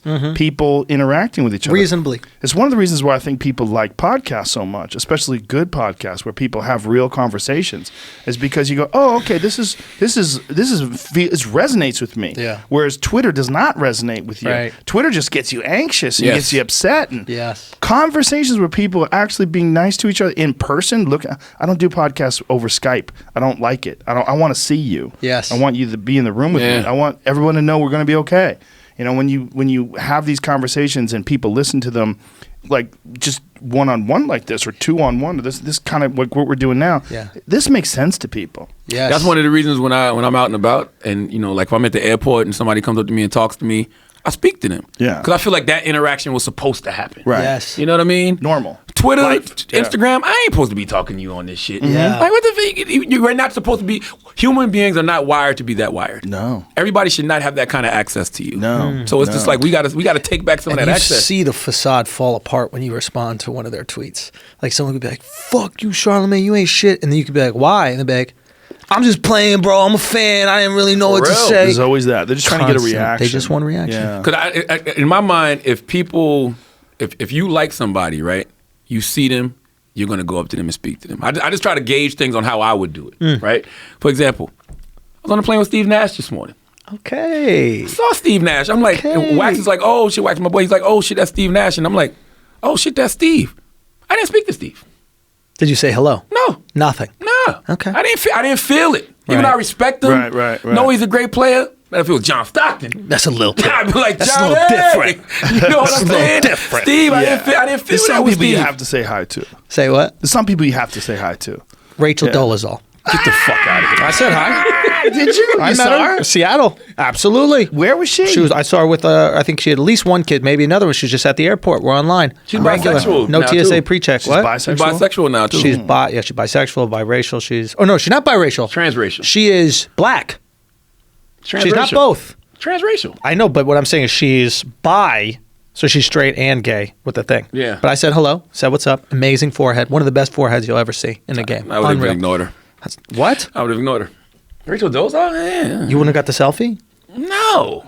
I saw Jussie Smollett. I took a picture of him. Oh, my goodness. In Lafayette Bakery. What do you think is going to happen with him? Nothing. Absolutely. Ride that out? Nothing. It's amazing legally. It's amazing legally. Oh, I think Chicago was coming after him, no? You think so? Nah. Yeah. Didn't they say that they were trying going to get him for the money? For the money that they spent. But that's not that much. There's no such thing as cancel culture no more. Cancel culture is absolute bullshit, bro. Ooh. Really? O.J. Simpson proved that. Ooh. You know what I'm saying? Like, when Bill Cosby comes home, he'll be on the road doing motherfucking stand-up. R. Kelly's still out here selling shows. Like, Charlie Sheen is still out here flourishing. Like, Charlie Sheen ducked it all. Dude, what? He ducked it all. Wait a minute. Not all.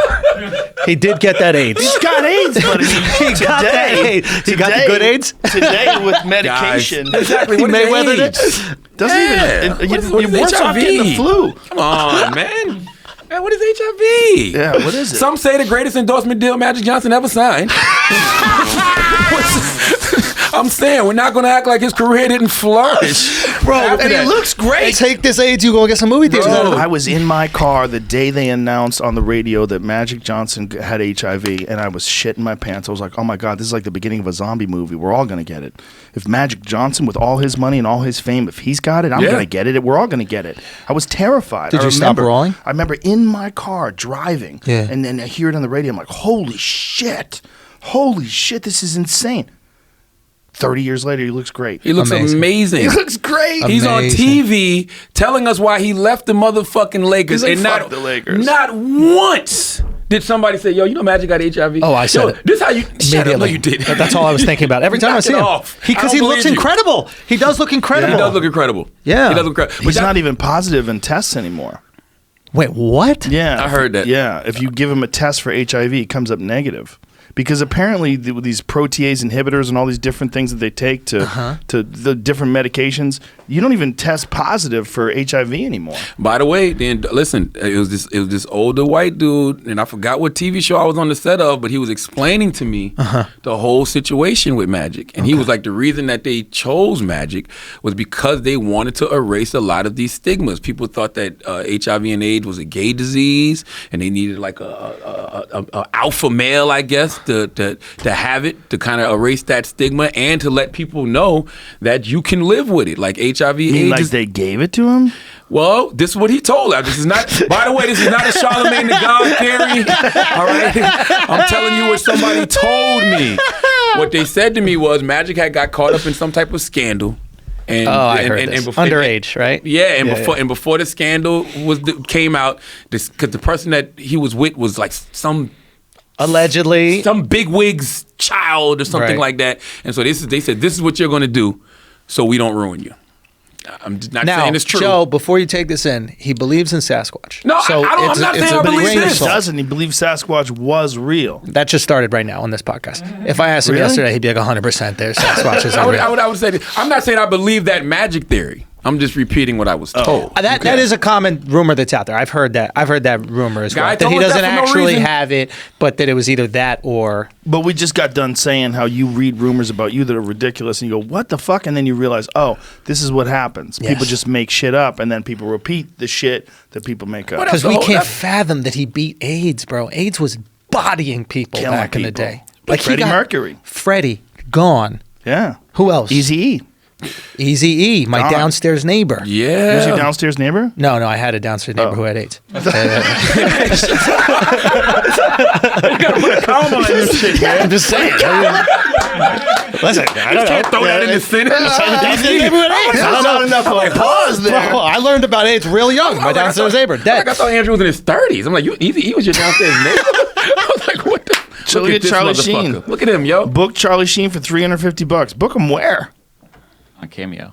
Oh, on Cameo. What the fuck is Cameo? Why does he have sunglasses on? Like, what is happening here? What is he doing? Yeah, I don't. This strange fellow. Somebody, just showing you what he's up to. He aged very quickly. It's like, he seemed to be fine when he was doing 2.5 Men. When he stopped doing that show, he aged like 100 years. Joe, he has HIV. We don't know how it's affecting him. That's true too. I forgot he has exactly. HIV. I forgot. Everybody has it. Everybody's not Magic Johnson here. Yeah, okay, I forgot he has it. I'm saying Magic. That's why. By the way, that is why I say Magic is like the greatest NBA player of all time. Why? Because of that, he played 13 seasons in the NBA, went to 9 NBA finals, won 5 of them, won in college, came in, won his rookie year, and went one-on-one with HIV and fucking won. He destroyed the stigma of HIV. He definitely did. Anybody that catches HIV right now, the first thing you're going to say to yourself is, give me Magic's doc. I can live through anything if Magic made it. Real talk. You know what I'm saying? Fine. 30 years later, he's okay. It's not a death sentence anymore. That's it. And by the way, what's worse, herpes all over your dick for life. Not that it comes back and forth, but it's always there. The open blisters. Forever. Or having HIV. Definitely herpes. It's worse. Because HIV, they can basically cure it. Magic if you have just the herpes on your dick forever, meaning those blisters don't go away, you can't even fuck. It'll hurt. No, the blisters go away. No, but he's saying that you get it Do forever. they? Yeah, you have outbreaks. Say what? I'm saying this specific type of like real hardcore herpes they never go away. They're just always They there. have one that doesn't go away? No, hypothetically, we're just having a I want no hypothetical. hypothetical herpes. Did you ever see the Damon Wayans bit about Magic when Magic came back to the NBA? No, what About is it? nobody wanted to block him. Oh, yeah, what's except why he's- Dennis Rodman. Dennis Rodman's like, "Fuck you! I'll spit in your mouth and accelerate your symptoms." Bro. Dude, people Bro. don't give Damon Wayans enough credit. No, Damon's a goat, man. He's one of the greatest of all Damon's a time. goat. They No, don't he give is. him enough credit. He is. We had to actually delete a Damon Wayans joke from the Breakfast Club because it used to play like you have stuff Yes. that plays Yes. as a loop. Yeah. We had to delete it once the Me Too Times Up era came. Can you say it? I mean, I'll say it. 'Cause Yeah. Damon Wayans. Damon Wayans was on the Breakfast Club and he was talking about the Bill Cosby situation. Yeah. He just goes, "Yo, man, have you seen the women that are accusing Bill Cosby? They're all unrapeable." Damon Wayans said that. I was like, you know what? Swinging for the fences. He always has. Yeah, Always has. He yeah. doesn't give a fuck, Yeah, man. But we do. So that's why we took that shit out of rotation. I understand. I understand. Not taking the heat for somebody when else's he words. said, Dennis Rodman said, "I'll spit in your mouth and accelerate your symptoms." Bro, think about when Karl Malone. Think about Karl Malone. Everybody, right now, Karl Malone would get so much flack for this. What'd he say? But in the 90s, what he said made sense. Oh. Because none of us really knew what HIV/AIDS was. Do you remember what he said? What did he say? Oh, about Carl was like, I'm not playing basketball with him. Like, what if I hit him and he starts bleeding and he gives me like... But that was what a lot of people were thinking. Sure. How could you be mad at him for not knowing, for People being were ignorant? worried about mosquitoes. Remember that? Yes, I do. What about mosquitoes? I Absolutely. mean, yeah, that's reasonable though, right? I think. I mean, it works with Ebola and other shit. No, Yeah, if not they with can Ebola. give you bird Malaria. flu or some shit or Yeah, malaria, why yeah. can't they give you some HIV? Bro, we used to be in... Somebody said you can't get it in your mouth. I thought this was propaganda, but like you can't get it in your mouth. Well, someone comes in your mouth? Yeah, you can't Did get it. Magic like- tell you that? What? What? Free tickets to the movie theater for life? By the What? way- What are you? by the way- what are you talking about, Joe? What? That would be the line, right? If you got HIV/AIDS, like, look, you can't get it. You can't get it. There's no way to get it, though. I just come in your mouth. It's coming in your mouth. Don't worry. That would be the line. That would be the line, bro. Oh, my God. So, did you just put it up? All the mosquitoes are carriers of yellow fever, dengue fever, Japanese encephalitis. There's no evidence that mosquitoes can transmit HIV. Studies with HIV have shown clearly the virus disappears in the mosquito after about 1 to 2 days. Yeah, but what if that shit bites you and then bites you? Right. Bro, look at that last line. I've never heard it described like that. The time required for the mosquito to digest the blood meal. Ooh. Jesus Christ. You don't even talk about vampires like that. The blood meal. So that means if they get someone who's got HIV and then they get to you within 1 to 2 days, doesn't that seem like it would get you? Bro. That's all I'm saying. It's a reasonable thing to ask. These are reasonable things to I ask. don't have to worry about shit like that. I'm married. Well, the real fear is do you mean? pandemic diseases. I'm out the game. Yeah, you're at Yeah, the, but but not that's for just fucking. We're talking mosquitoes, about you're in the man. beach in Anguilla and Mosquitoes some gonna dude with kill you. Charlie Sheen's next to you, Spitting in you. spitting in your mouth. Yeah. Just some tiger blood. Tiger blood. You remember people used to use that? Hashtag tiger blood. Hashtag winning. Yo, Charlie had a moment. He had a moment. He had a moment. The HIV winning killed shit- his moment. it killed That was the it. thing that killed his moment. That's the only thing we couldn't handle. That was the only thing, The only like- thing. Before that, he was You're this not fun winning guy. anymore, bro. Yeah. You got the HIV. Yeah, that winning shit don't sound too... I don't believe you, right? He's You know what I coughing. mean? Yeah, you're not winning, bro. Yeah, he was just a wild dude. You know why though? The difference between Magic and Charlie, I don't think Charlie was ever cool to anybody. Magic like was as a cool to person? people. Yeah, like Yeah. we wanted to be Magic at some point in our lives. Everybody wanted to be Magic Johnson. His live show. What are you showing? His stand-up when didn't he Oh, went slap. that was big. in 2011. This was when he was on that big thing after But that's the he went problem. crazy. These Well, you bombed. know what fixed that, though? Is Russell Peters fixed that. What? How? Russell Peters fixed it because he went with him. So what happened was Charlie was trying to do it by himself and really didn't have anything to say, and people get bored after a while and they would boo him. And like he was like, "Oh fuck you, I have your money," and he's like a bunch of dumb shit because he tried to do this live tour, but he didn't plan it out. Right. So then what he did is he brought Russell Peters with him. So Russell, who's the best at working the crowd, Right. he could just make something out of nothing. Right. So Russell just got him to talk, and then Russell would start talking shit and making fun, and someone would say something. Russell would incorporate that, and Russell treated it like a comedy show and turned it into something that was actually good. So I had then no a bunch clue of it was people would go good. see him live. He should have So it just was did a worth fucking... it. Russell's there, so it's gonna be good because Russell's there. Right. Russell's gonna handle it and turn it into funny. Charlie Right. should have just did a podcast. Yeah. That's what he should have did. Yeah. When he had all of that hype. podcast back then. Nobody cared about podcasts. It was He early. would have some stories though, dude. Oh yeah. All those crack stories and the Yeah. hookers. And Is he everything willing like to that. tell him though? Oh, he'll tell He everything. already got AIDS. What's worse? Well, you remember when he was on television? He was talking about just smoking rocks Yeah. and just all this, and the people are like, "What? Yeah. Like, what are you saying?" But did that excite people in 2019? Like we've seen all the crackheads. No, back then it was the right window of time. Yeah. It was Right. like him coming through and just being unapologetic about doing drugs Yeah. and you don't pay hookers to fuck you, you pay them to leave. To leave, The yeah. kind of shit that he was saying. Everybody's like, what? It was unapologetic, and that's why it resonated. And that's also why no one could get him with like a Me Too thing. It's like, what are you going to say? Of course, he'll tell you what he did. First of all, no woman is gonna say they slept with Charlie Now, Sheen. for Exactly. sure. Yeah. Maybe he did that to protect himself. No, Man, shut the fuck up. son. He me. Dog. If you're about to catch that Me Too, you just go, I got AIDS. And those girls get quiet real quick. Holy shit, that's genius. We just found a way around the system. Oh my It might be a god. cheat Joe, code. what if It might that's be a what cheat Leo code. says every time the girl leaves the house? Oh, by the way, positive. Oh my god. You're not gonna say man. shit. Maybe he's just really nice to them. They like him. They don't want to fucking throw him under the bus. Some guys are like Leo's like that. Drake. No, I don't know about Drake. Derek Jeter. Oh, Derek Jeter was giving out gift bags, baby. Yeah. You know what I'm saying? Can you imagine remember when that came bags. out? He was giving signed baseballs. Yeah. Think about how many guys have gotten a signed baseball from their girlfriend as a gift. Think about what was going through their heads when they read the post that moment, Yeah. and there's this signed Derek Jeter baseball on their fucking mantle. Oh, Dude. Yeah. and Your then the girlfriend girl's blew like, Derek Jeter. No, other girls might have, but he was just nice to me. He's a gentleman. But what You got to earn that gift bag, No, Joe. What, You gotta earn what it. Joe's saying is very true, though. That's why I always say, like, when I see dudes still treating women like shit in 2019, like, fucking them and kicking them out the room, and like, I'm not answering the phone for right after fuck. I'm like, you're wilding. Yeah. You should be treating her with the utmost respect and being extremely nice to her, because you just never know. Uber. Yeah. Uber. She's your friend. She's your Uber friend. Yes. home. Yeah. She should be. Yeah, she should be your friend. Like I don't understand why guys like I say this all the What? time. Say Like, it. why do y'all still calling women bitches?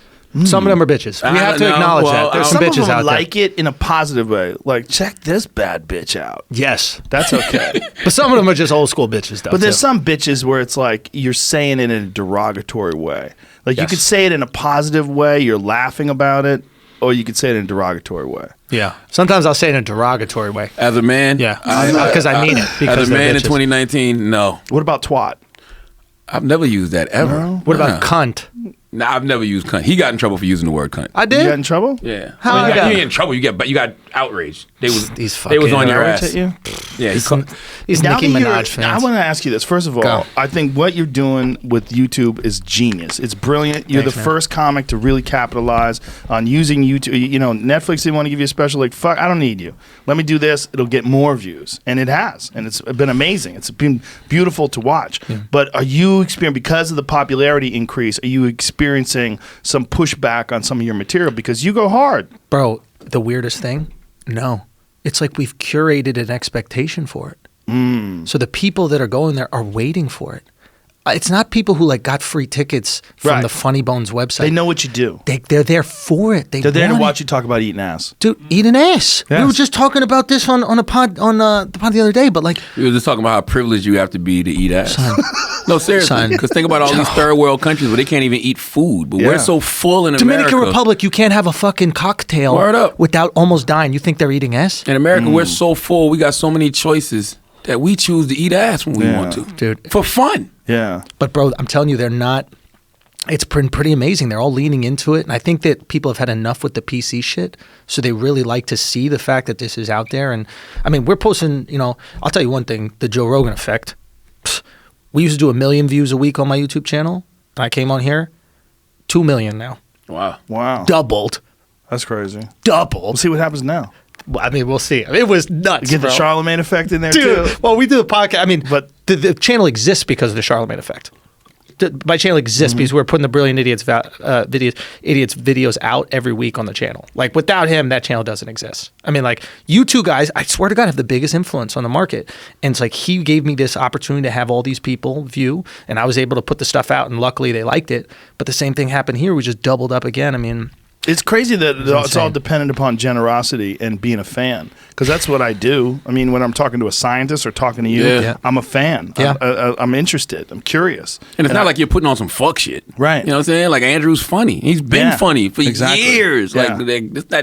So now everybody else is actually realizing what we all knew already. Yeah, and the limitations of like those platforms putting you on, like Netflix or HBO or something like that doesn't exist anymore. And it's not you. You're not playing your whole game. Like, you know that you go get in those systems and they teach you how just to shoot 3-pointers. Yep. You know what I'm saying? Instead of like fucking cultivating your whole game. That's why, Brilliant Idiots, I love Brilliant Idiots. I try not to promote Brilliant Idiots. I know this sounds crazy, right? No, but go. This is interesting. Go. And the reason I do is because I love our audience. I love that group of people who come to listen to us every week. They know that we just out here saying some wild shit, not even on purpose, just because we're trying to get ideas out and we're just talking through things. It's when you bring those outsiders in who hear you, don't know any context to nothing, take that little piece out of context, give it to the rest of the world. Now the rest of the world is outraged. We didn't ask y'all to come over here any fucking way. Right. You know what I'm saying? We want to be wild. We want a place for that. Let's talk about that, because where do you think that's going? Like, what is outrage culture reached full outrage? It's coming back. We turned it around. I agree. Turned it around. You know what's made me think about that? 2 situations in the past 2 weeks. I can't remember the first one, but the Whoopi Goldberg one from yesterday with Bella Thorne. I didn't hear it. What happened? Bella Thorne, she took some nude pictures. Somebody was going to expose them, so she just shared them herself first. Or I think somebody hacked her. I don't know what Somebody it was. hacked her cloud. Somebody And they were hacked her cloud. They're trying to say, hey, we're going to put this out unless you give us money or some shit. She was like, fuck it, I'm going to put my own shit on Twitter. Yeah, so Whoopi Goldberg gets on the View. Great and set of juggernauts. Oh, I didn't even see it. Lovely. Whoopi gets on the View and Whoopi goes, look, it's 2019. When you take pictures, they go up to the cloud. Hackers can hack you. So don't take pictures. Yeah. She was like, it's just common sense. Like, it's not worth it. Just don't take the pictures. Everybody's like, oh, you're victim shaming. But I thought that was what the outrage was going to be. It wasn't. They was like, oh shit, Whoopi, you're talking super common sense. Now Bella came out and said she was being victim shamed. But the general public on social media was like, so y'all are mad at Whoopi for talking common sense? Common sense. And I was like, oh shit, You can't say it's victim shaming if she's correct, because we are moving into an era where all information is going to be available to everybody. I think that's going to be a thing that we're going to have to overcome. That privacy is going out the window. Done. It's not going to exist anymore. Like, our expectations of privacy are so much different than people that lived in our parents' age. Well, our kids, it's going to be even less, and then their kids, non-existent. Joe, they didn't even know FDR was crippled. That's right. FDR was crippled? Yeah. See? Yeah. They didn't know he would literally hold himself up at the podium. I think he got polio or some shit as a kid, right? So he was paraplegic, right? But the press respected his role as president, and they respected his privacy. I mean, he had side bitches. He had all this shit going on. And he would just stand up at the podium, holding himself up whenever you were talking. Everything else besides that, they kind of roll him around. But the people didn't know because there wasn't this access. Oh, I want us to get back to lying to each other. I'm dead talk serious. to me. Because think about it. It used to be a time where you didn't know what somebody's religion was. Right. You didn't know what somebody's political views were. Like, you didn't, like, nobody knew. Like, you just went, you presented, and you went the fuck home. Yeah. I think we need to get back to that. I think it's too much motherfucking so-called truth out there. Get back in the closet, not just with your gay shit, just whatever. Just get back to bullshitting each other. Yes. Everybody should just get back to bullshitting each other. Because guess what? Remember how they used to say, you don't want the truth because you can't handle the truth? That this era, the world cannot handle truth. That's why they won't tell us about UFOs. What? What do you think is happening with UFOs? They won't tell us that UFOs exist. Because if they told us that UFOs exist, motherfuckers would probably go crazy. When the reality is we really probably need to know UFOs exist because it would humble the fuck out of everyone. Well, that's the only time we get along. Sure. Right? Like in every movie, right? The only time Russia and China and America get on a conference call is when... Bro, the movies. The aliens are coming. Fuck the movies. Ronald Reagan said that in a speech in the 80s. Ronald Reagan told Mikhail Gorbachev, why the fuck are we beefing? Because one day we might have an extraterrestrial threat, and then we got to come together. And everybody was like, what the fuck is Ronald Reagan talking about? How quickly we would put aside our differences. Yes. We were faced with a threat from an alien world. And everybody was like, what does he know? Yeah. Oh, I would respect. We're going to find out tonight. Joe, we going to find out tonight. By the way, I would respect your prejudice if aliens came and you still held on to whatever the fuck you held on to. You still hated black people? If you were still racist, if you were still homophobic, if you were still transphobic after the aliens came, I'd be like, shit. Nah, this is bigger than the alien life. That's not a girl. That's a fucking dude in a dress. Men can't get pregnant. Hold on, ET. Men can't get pregnant. Oh my God. I would respect the fuck out of that. I'd be like, okay, all right. That's how you know it's true. That's how you know it's real. That's what's up. Bro, as long as it's real, I really don't have no choice but to respect it. But I think you're right. Agree with it. Joe, I think you're right. I think we're getting to the end of outrage culture. I think it's almost over. We put out a clip this last week of there was this kid in the front row in a wheelchair heckling me. I saw that. Son. That was hilarious. And we went back and forth. And initially I put it out like, oh, fuck, what's going to happen? Am I going to have these people rolling up to my shows and like fucking posters No, you and handled it really well. He was also a special kid. Yeah. He had something. You know how people have it? You're around people and they just have a fucking... Yeah. Like they have you know who has it? Ari. Ari Shafir. He has this fucking... I don't know. There's something when I'm around him, I just like him. Yeah. I just kind of want him to tell me his opinions on shit. Right. You just ask him, Smart how do you feel about... motherfucker. Yeah, but he's like, how do you feel about carpets? And he'll just fucking tell you. He'll be like, I'm done with him. Whatever. So it's like... He just had this thing and he had such positive energy, and I'm making fun of the guy for fucking being in a wheelchair, and he's making fun of me for having a shitty upper body. And like, literally, I go to him, I said, your upper body's pretty good. And he goes, what's your excuse? Like, quick. And we have this moment and no backlash. Yeah. But here's the thing. It was cool. No backlash should matter except for the guy in the wheelchair. Right. If everybody else is like, oh, why the fuck are you picking on him? If the guy in the wheelchair don't care, and the guy in the wheelchair is going back and forth, why the fuck are you jumping in this? It's never people that have it. Never. It's always parents of people that have things. Like when there was this person that had a seizure in one of my videos, everybody who had seizures was cool with it. It was always a parent of a kid who had a seizure who was like, my son suffers from, how dare you put a clip up like that? So it's always offense on behalf of. Because I really think that people who suffer for things, they've went through way harder things than a joke. Yeah. And they actually like that they're being spoken to as a regular person in the audience, not babied like every other part of their life. Can I get the door for you? Can I get... Yeah. Yeah. It's like all right, for the first time, I'm in it. I won't post or like make jokes or talk shit about something that I wouldn't want to happen to me or somebody I love though. Right. You know what I'm saying? It's got to be cruel. stuff I can handle. Right. You know what I'm saying? Yeah. Like HIV, AIDS, I don't want it. But if I got it, that, son. You got that shit. if I got it, You can handle it. I wouldn't trip. You know what I'm saying?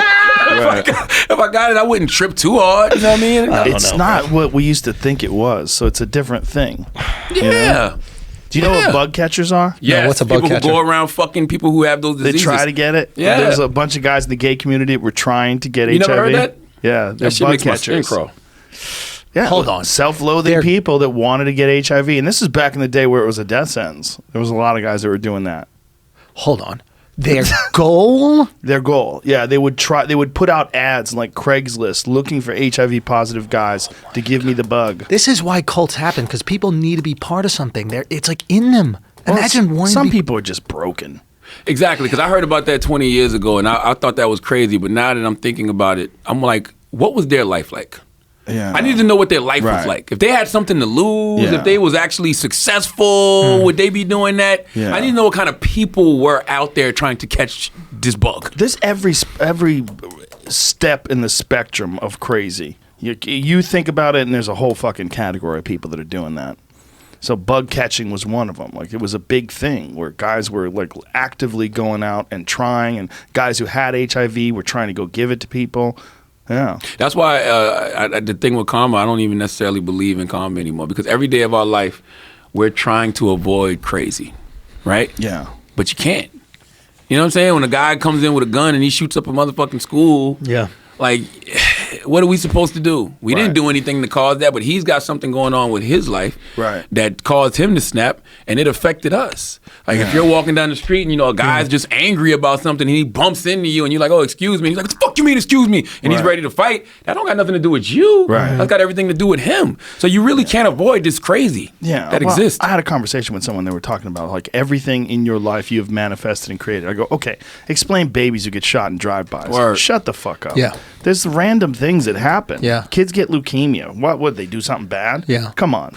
Shit's bigger than you. That's the thing that people hate to hear. Randomness. We are a very small part of this big fucking ecosystem. Right. We really think that everything in our life is that important that it could affect the world. Get the fuck out of here. There's Sometimes too many random factors. Well, because, you know, you think about The Secret, like the law of attraction, your thoughts become things. I think the thing that we forget about that is not only it's not just our thoughts, it's our actions. You know what I'm saying? It's not like you're just sitting around You didn't sit around and think about doing this. Yeah. You actually put in some fucking work. That's the difference between The Secret and reality, is that people think that you think things into existence, but no, when you're successful and people say, what did you do? Well, I thought this into existence.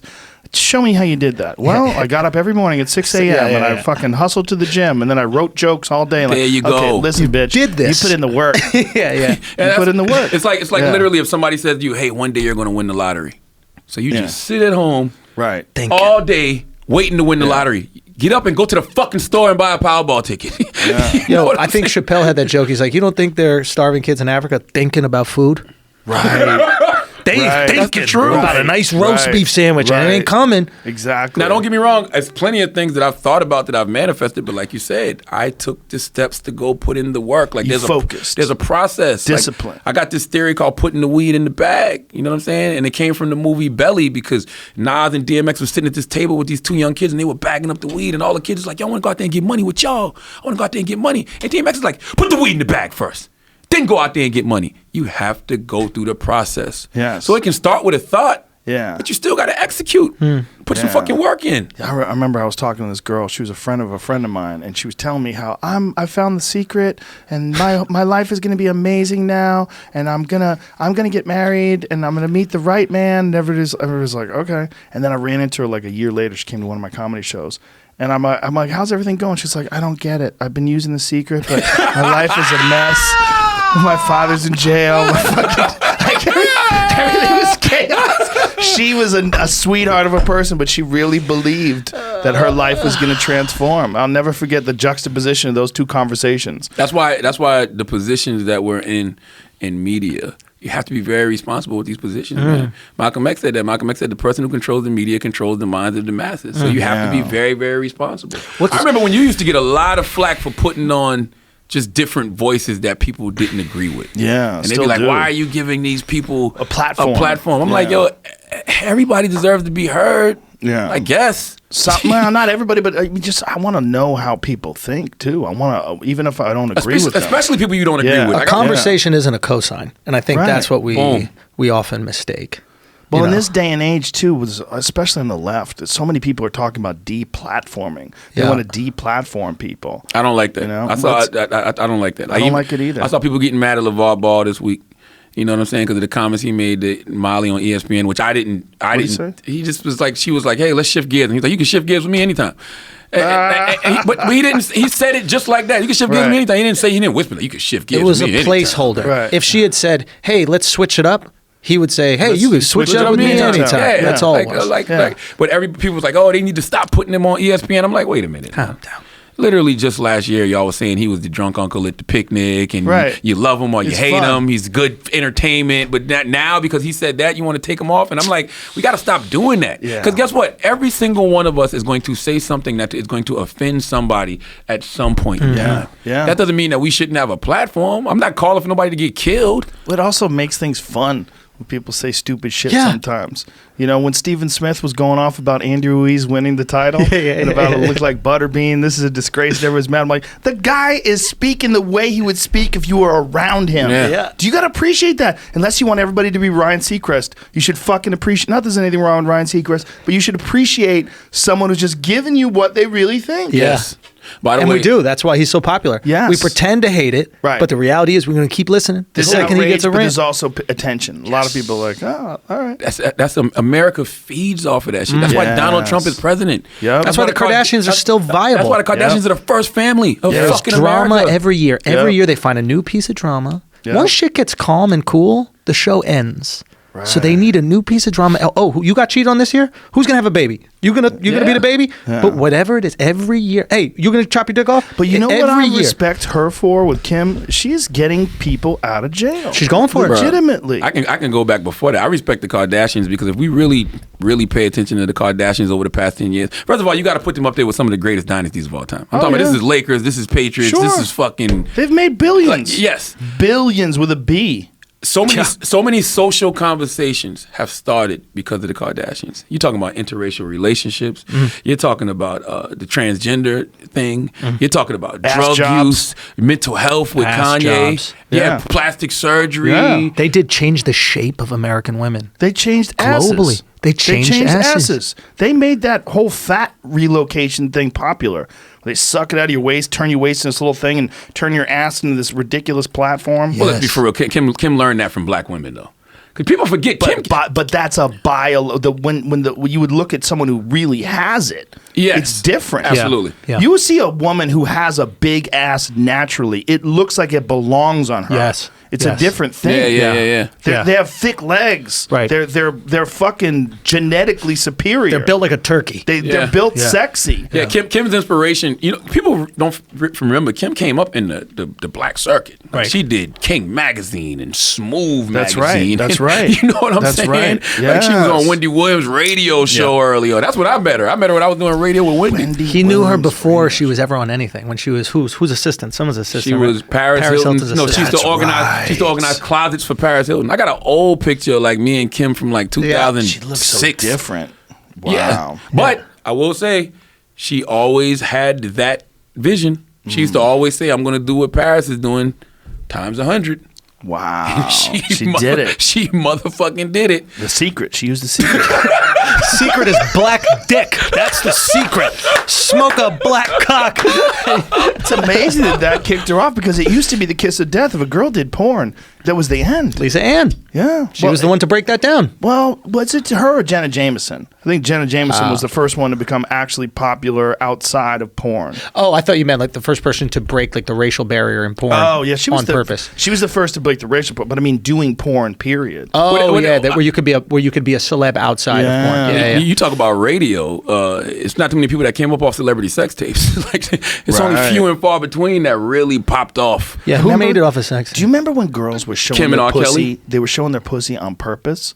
You remember when they would get out of cars? Yeah, and the camera just happened to be down where their pussy is? Yeah. How the fuck did you not know that camera was down near your pussy? They set that up. Yeah, that was became a thing. move. That's a lot of confidence too. They in the were pussy. climbing out of their cars, showing their pussy. Yeah, not a lot of witch fingers, Joe. What is happening? Yeah, not a lot of witch fingers. That's all the more reason you gotta respect Kim K, bro. Yes. That girl that was hopping out of cars and you could see her vagina and was doing sex tapes is out here getting prisoners free. She is doing that. I don't give a fuck. Yes. I don't give a fuck if she's best friends with Donald Trump. Yes. I don't care. See, that's my thing, right? If you care about prison reform, you care about criminal justice reform. Yes. You should be happy that these people are getting out. Yeah. If you're worried about, she's doing it in the White House with Donald Trump, who gives a shit? You think the guy who just did 15 years gives a fuck for nothing. For nothing cares what president let him out? Exactly. And she doesn't have to do this. Right. She could just be buying cars and getting her nails done. She's choosing to spend her time to get these people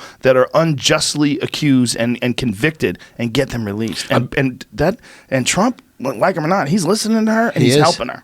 But you know why? Because he's a celebrity. He understands the PR angle. So you keep sending all these politicians to talk to a celebrity. That shit goes over his head.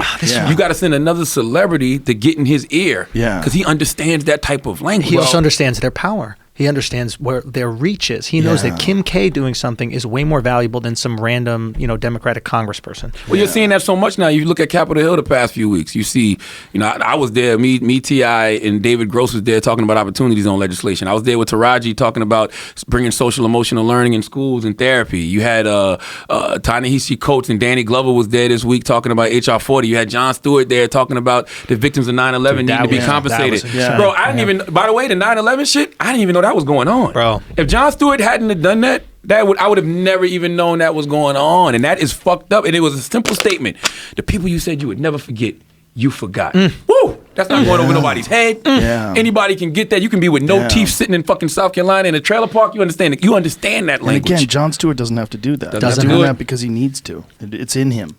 Yeah. It gives you a different sense of purpose. Yeah.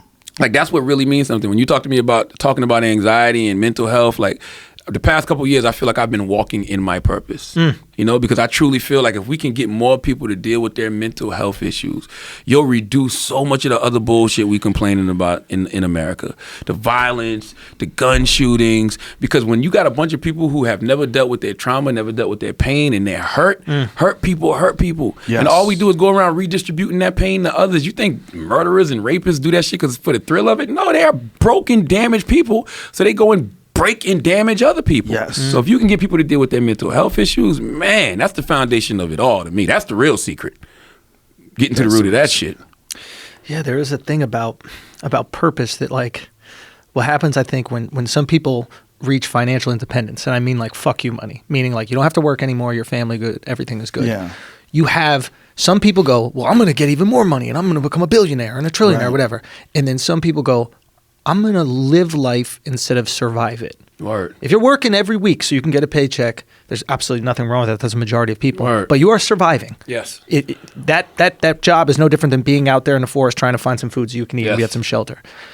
You get financial independence. You have the opportunity to truly do whatever you want every single day of your life. Yes. And some people go, you know what I want to do? I want to go to fucking DC and help out with these causes. Or I want to put on a whole comedy community. You know what I mean? And like you really put it on your back. I want to help other people out. I want to have these conversations and just talk shit about, fucking magic, having HIV, whatever it is. We're actually choosing to do the things that we enjoy. Because you realize what's important. Like even when you're talking about something like opportunity zone legislation, I feel like that goes hand in hand with mental health because the environment is so important. So if you can, get into these communities, these poor and disenfranchised areas, and you can start putting things in these communities that people actually need. Like in the hood, you replace the liquor stores and the fucking chicken spots and the check cashing places with, juice bars and mental health spas and, wellness centers, things that people actually need.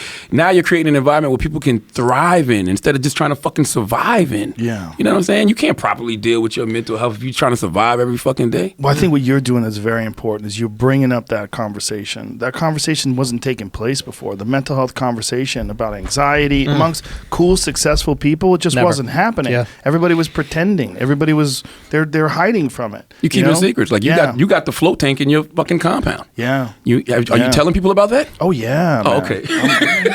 I'm one of the reasons why that thing became popular again. I got one in 2002. Wow. Yeah. I just did it for the first time like 3 weeks ago. Yeah, man. If you go to some float places, they'll ask you how you found out about it. It's like, did you find out from the internet, Yelp, and then they'll say Joe Rogan. That's one of the, because I talk about it so much as videos of me. I gave one away. I had bought a new one and I said, I'm going to give one away. And I just got random emails and I picked one of them, had it sent to this guy's house, had it set up. Because I wanted people to know about what these things are. I've never felt stillness like I felt inside a float tank. Yeah, it's amazing. And it's like, at first you're like, okay, they want you to get butt naked. You don't know if they're recording you. You don't know what the fuck's going on. You know what I'm saying? And then they're like, nah, it's completely You got a lot dark. of confidence in your cock, bro. I wasn't even swinging that day. I'm a grower, not a shower. My shit is like... I wasn't swinging that day. No, I wasn't. I actually was trying to make it a little chubby. It was a Thursday, bro. I can't be swinging. No, I actually was trying to make it a little chubby just in case. You can't trust these people. I don't know. Can't trust these people. Motherfucker might be recording me in this shit. So the lights went off, and it's like when you first get in, it's allowing yourself to relax. Because at first you're fighting it a little bit. You got your head up. You're like, I don't know if I'm going to drown. Yeah. But when you finally just relax, you don't even know where the fucking hour went. Right. Yeah, and I've never experienced a level of stillness like that. It was periods where I thought I was actually, I'm like, am I alive right now? Right. Because your eyes are open. But it's totally dark. It's totally dark. So you don't know if you're really asleep. And you don't feel the water. You don't feel the water. You don't know if you're in and out of consciousness. It's wild. Everybody should do float therapy. Yeah, I agree. Guys, what is the hardest part about having influence?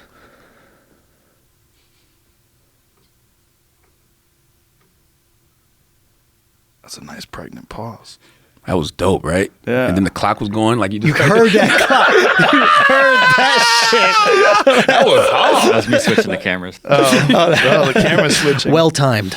Yeah, I don't know. What's the hardest? I don't think about it that way. I think there's very few people that have the opportunity to have the kind of influence that you or I have. Yeah. Or you. It's very, very strange. I think you got to realize what harm you can do. You got to be careful in the kind of things you say or the kind of things you promote, the kind of things that you sign off on or agree to. And I think there's also a responsibility to tell people about cool shit, to tell people about things that have benefited you, to help people about how you've overcome your own personal mistakes. I think all those things are very important. Yeah, I never even thought about having influence until like the past 3-4 years. Because right. I'm just out here doing my thing, just doing it. Yeah. But then when you realize you are having influence, and a lot of that influence could be negative. Yeah, that's when you realize like, oh shit, let me make sure I'm doing the right things with these platforms. You know what I mean? Let me make sure I'm bringing on the right voices that people can learn from. Let me make sure I'm telling people about the things in my life that are making me a better person. So for me, it's like the best compliment I get nowadays when people say, man, you've really grown. Like you've really evolved. Like it's visible. People can see it. Yeah. That right there lets me know I'm putting out the right energy into the ecosystem. Yeah, and it also, people become inspired to seek that same kind of path. When someone in the public eye like yourself, and they see you grow and expand and change your views on things, it also inspires other people to open up themselves and change their own perspective and enhance their own way of looking at the world. Yeah, I can admit when I'm wrong. I've said a lot of fucked up wild shit. You know what I'm saying? Oh, you're going live on the air. You're not reading a script. Right. You're free balling. It's gonna happen every day. And I think the worst thing that can happen too is, like, for me, you know, Breakfast Club has only been going on for 9 years, so I never had experienced this level of attention. And you know, you start reading things about yourself in the media. Like, you read real articles, be like, oh, the hip hop Howard Stern, and I'm like, oh, so I got to be like Howard. So I got to give him more of that shit. So what Howard though? Right. Because I'm giving him a little bit of 90s Howard. That's what I fuck with. Like, what Howard do y'all fuck with? Right. You know? So it's just like, you can get caught up in that.